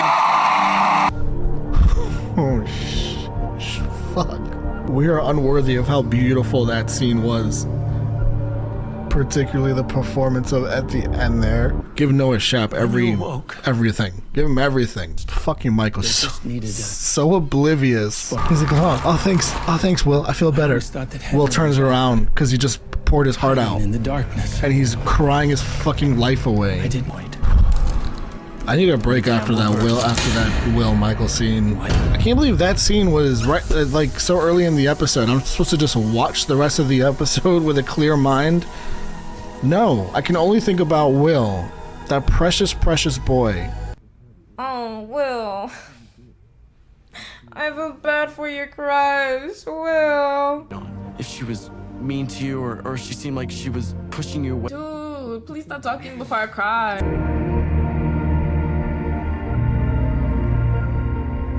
You know how heartbroken you have to be to cry that silently? That's crazy. And Jonathan realizing. That's so sad. What the heck? I spent so much time doing this stupid makeup. Oh, that was so horrible. That had me broken. That's so sad. Poor Will. And we were out here like, Will, get a better crush. But he felt connected to this kid. Oh my gosh. Poor Will. Yeah, I was. I hope if Will survives, I hope he gets a love interest in season 5. Maybe Mike isn't that bad. We didn't see their friendship before. There must be a reason why Will is that guy. Even if there isn't, point is Will likes Mike. And that was heartbreaking. I hope Will falls in love with somebody. I hope season 5. I hope he gets his own love interest. I hope so too. Will deserves nothing but happiness. That homeboy has been stuck in the upside down for 3 seasons. He's been through so much, way too freaking much, for y'all to be doing this to him, giving him this type of storyline. And then there are those reactors, all of whom I'm guessing are straight, and I apologize to them if I've insulted them by saying that, who do see the romantic possibility between Mike and Will. I didn't say it. You didn't have to. Hey, also, but they're setting up something sussy, bro. They setting up something sussy. Why? It's a sussy setup. That's sussy setup. Elle needs you, Mike, and she always will. I need you, Mike. But y'all don't just kiss already? Riz him up, bro. Riz him up. I'm assuming Jonathan already knows. Yeah. He already knows. Will they? Won't they? Mike and Will. No, that's what we're all thinking, isn't it? Well, no, Mike's straight. Wait, right after Mike professes is he gay, homosexual? We don't know. Maybe. I don't know. No, there's no other gay characters, or else there's no other male gay characters. Thruple situation, maybe. Hey, what about fucking? Yeah, I believe that would make Will a unicorn. He would be a third in a couple situation. The major theme in this was that Mike's not gay, and Will has to come to accept that because I think he's in love with him. Nah, he's gay. No, yeah, well, they're gonna get into. Yeah, you're right. Another 90 miles. Why? Look at these adorable lovebirds for the rest of our lives. Yeah, totally. He doesn't want to do that. He just wants to be with Elle. We're gonna make it, Mike. She's gonna be okay. I'm telling you, I feel like these two are gonna get it on. Think so, but maybe. They've been hinting at it all season. I feel it. What are your thoughts on the contents inside Mike's speech to Elle? Looking at it on the surface, it appears to be an emotional love confession, but if you go deeper, you start to see some cracks. How do you think things may develop in season 5? Well, you know where I stand. I mean, sorry, go ahead. No, go ahead. I was just gonna say, we know he really adores and cares about her. But I think, like, deep down, I think he cares about... I think Byler is there. I think he really cares and adores for Will, and that's going to come out. But he's still, like, again, there's still a deep affection that he feels for Elle, so I think you are onto something here. I still think, like, if they were smart about it, I feel like it might still be unrequited love. But if they do get them together, I trust them to make it good writing and make it believable. Sure. He might just be like, bye, or he might find out that he's gay. I don't know. Like, that he's gay too, because he's like, you're my best friend, let's rock and roll. I don't know, man. We'll see. This is the actual general audience. The majority of people cheer for the underdog, and Will is the show's big underdog with a capital U. As far as I'm concerned, he's America's adopted gay son. And there are people who harbor some homophobia who will want Will to be happy and will be happy for Byler. Real people don't just fit in a box, in a category. Many of us who are LGBT have had the experience of changing the attitudes of friends and loved ones because we changed them when we came out. And many people do suspect that Mike has romantic feelings for Will and haven't voiced it. Or, if you're LGBT like me, have been so burned by past disappointment and rejection that we don't allow ourselves to believe it. It makes sense that it's straight dudes on the internet who are the first people to clock Mike and Will because they don't have that same guardedness and they understand the difference between platonic and romantic relationships between guys. Meanwhile, queer and people who profess to be pro-LGBT are among the most strident anti-Byler deniers. If Byler's happening, then in season 5, once the Duffers don't have to hide the clues anymore, they had to hide them in season 4 3 years ago for the reasons I explained in my previous video, then much of the audience will accept that Mike has romantic feelings for Will. Generally, where the writers go to make you cheer for a ship, the viewers follow. And to be perfectly honest, I think accepting Byler is better for everyone. And here I want to talk about the curious case of Matt's Multiverse. Follow him, by the way. I'll have links in the description. He's a TikToker who this summer came out with a video that said, "It was always Mileven." He believed that the show had not adequately set up a Byler endgame, that it would come out of nowhere. After commenters encouraged him to look at the show without heteronormative assumptions, he's been rewatching the show looking for clues to Byler endgame and has become an enthusiastic Byler. The fact that they're going to be living together and therefore will be spending a lot of time together indicates to me that that tension will be resolved and they'll be given plenty of opportunities to grow closer together than they've ever been before, creating the perfect scenario for a romantic relationship between the two of them to flourish. Am I wrong? I don't think that I'm wrong. I know this is going to upset a lot of people, but it's just the facts. At the time of this recording, he's up to part 37 of his series. First of all, he's a genre nerd and just loves to do media analysis, and Byler is a gift that keeps on giving. But also, despite not being LGBT himself, he is outright giddy, which goes to show how powerful and affecting Byler is for all people across the sexuality spectrum. I've long since stopped pretending and being diplomatic about Mileven endgame being equally compelling as a romance as Byler. If Byler doesn't happen, it would be a huge lost opportunity, Duffers. This is especially impactful to queer people, but it's a universal story. There's something moving about boys daring to be affectionate in a society that trains them not to do so. About a heroic love story against all odds that defies bigotry and prejudice, that says you should find the courage to be true to yourself and to love. After watching this video, watch David Bowie's video of singing Heroes, which this show associates with Mike and Will and is about heroic love, and you'll see what I mean. If Byler becomes canon, the haters will complain. But what can they say? That it came out of nowhere? That it was fan service to please the woke crowd? Well, almost certainly, and I can't imagine this not happening, the Duffers will do an interview where they walk people through how they planned this from the beginning, pointing to scenes as early as seasons 1 and 2. They would have the full support of cast and crew, and they would get widespread praise for setting up a huge plot twist in plain sight. The die-hard anti-Bylers and toxic Milevens would be isolated. They could rage and yell, but they wouldn't be able to accomplish much of anything. Like the doomed people on the Titanic, all they could do was scream.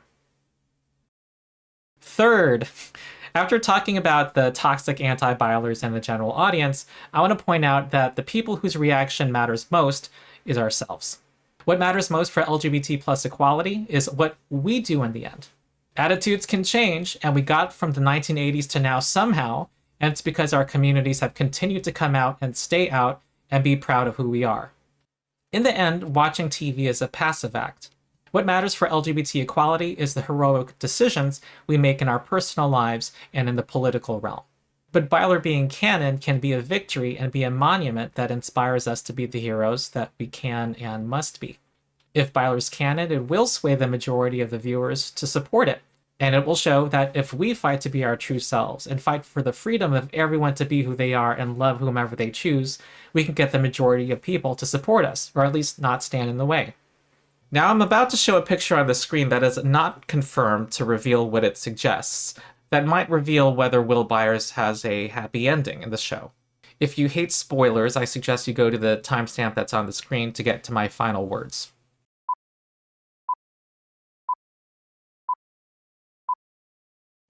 Here's a behind-the-scenes shot, which might be a glimpse of Will in the epilogue after the main events of the season. He's wearing a shirt that is apparently a vintage 90s shirt. It shows an out and proud young gay man. If this is actually where Will, that poor defenseless gay boy abused by his father and his community and tortured by the Upside Down, ends up by the end of the series, Will Byers will have triumphed despite it all. And if it is a Byler epilogue, then Mike and Will have overcome homophobia in their small town in the 1980s and become out and proud young gay men. A model of heroism with a triumphant happy ending that would inspire countless Mikes and Wills today. I have some final words I want to share, but first I want to say what I'll be doing over the next few months and go over some usual YouTuber stuff. Believe it or not, I had another section planned for this video, but this video was already long enough. I might find time to do it, we'll see. But it'll have to be before Volume 1 drops on November 26th. At that time, I'm going to disappear from the internet to protect myself from spoilers. I need my filmed video reactions to the episodes to be unaffected. I am a huge spoiler phobe, so I can't even look at the view counts for my Byler videos, because if I see them shoot up astronomically, that will tell me that Byler is being built up, which is more than I want to know. So I'll have this schedule where my reactions and my post-reaction analysis for each episode will be posted weekly. Like and subscribe, of course, and these will be shorter edited versions than what will be on my Patreon, link in the description, where you'll get to see me react to the full episodes and also see them right when they're ready. Also check out my blog on Tumblr, Team Byler. In reality, I've put down maybe 40% of my Byler thoughts in video form. If you want to see more, follow me on Tumblr, and there's a link in the description. Now let's revisit my Byler meter. On the left is my willpower meter, which in a recent video, I put the chances that Will gains powers in Season 5 at 60%. When I made my big Byler video a year ago, I put the chances of Mike liking Will back at 80%. Now with the recent promos teasing Byler and the fact that they haven't denied Byler despite the danger of being accused of queerbaiting if it doesn't become canon, that combined with the fact that Will and Mike are confirmed to be living together this season, my Byler meter has now gone up to 85%. There is still that possibility my prognosis is wrong, but I will do everything in my power to make it happen. My civil rights organization is called By Any Means Necessary. And sometimes you have to do things that you're not prepared for and have no training for and rise to the occasion. I'm going to sing, my friends, and I want the Duffer Brothers to hear it. And I still mean every word I said at the start of this video about if Byler isn't canon, we are still going to be right. But one of your jobs as an advocate is to represent the people in your community. And I am going to do so. And anyway, this was the perfect song.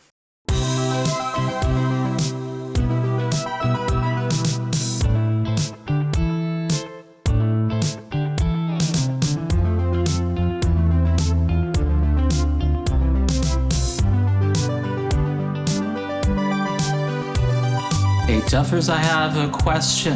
I have to ask you why you made Mike wanna be a hero and Will C's a heroic guy, and together you made them happy. And neither one has to lie, and I'm like, bruh. Cause when I go on forums, if I so much as say that maybe Mike is closeted, they yell he's not that way and say that I'm delusional. Not everything has to be gay, and I'm like, ugh. All I'm saying, Duffers, is please, please, please, don't prove them right. And please, please, please, don't bring me to tears when I just did my makeup so nice. Heartbreak is one thing, my ego's another. So Duffers, if you fuck with me, you will suffer. Please, please, please. So what am I supposed to think when Mike can't say he loves Ella until the very end when she's dying, and even still the person he is loving is Will's description of, well, Will. Duffers, really? I didn't make this up. Oh please, please, please, don't prove them right. And please, please, please, don't bring me to tears when I just did my makeup so nice. Heartbreak is one thing, my ego's another. So Duffers, if you fuck with me, you will suffer. Please, please, please, just rip off the band-aid, I beg you. Don't torture gay folk like me. Cause if Mike and Will aren't endgame, then why build them up so prolifically? Please, please, please, please, please, please, please, please. No.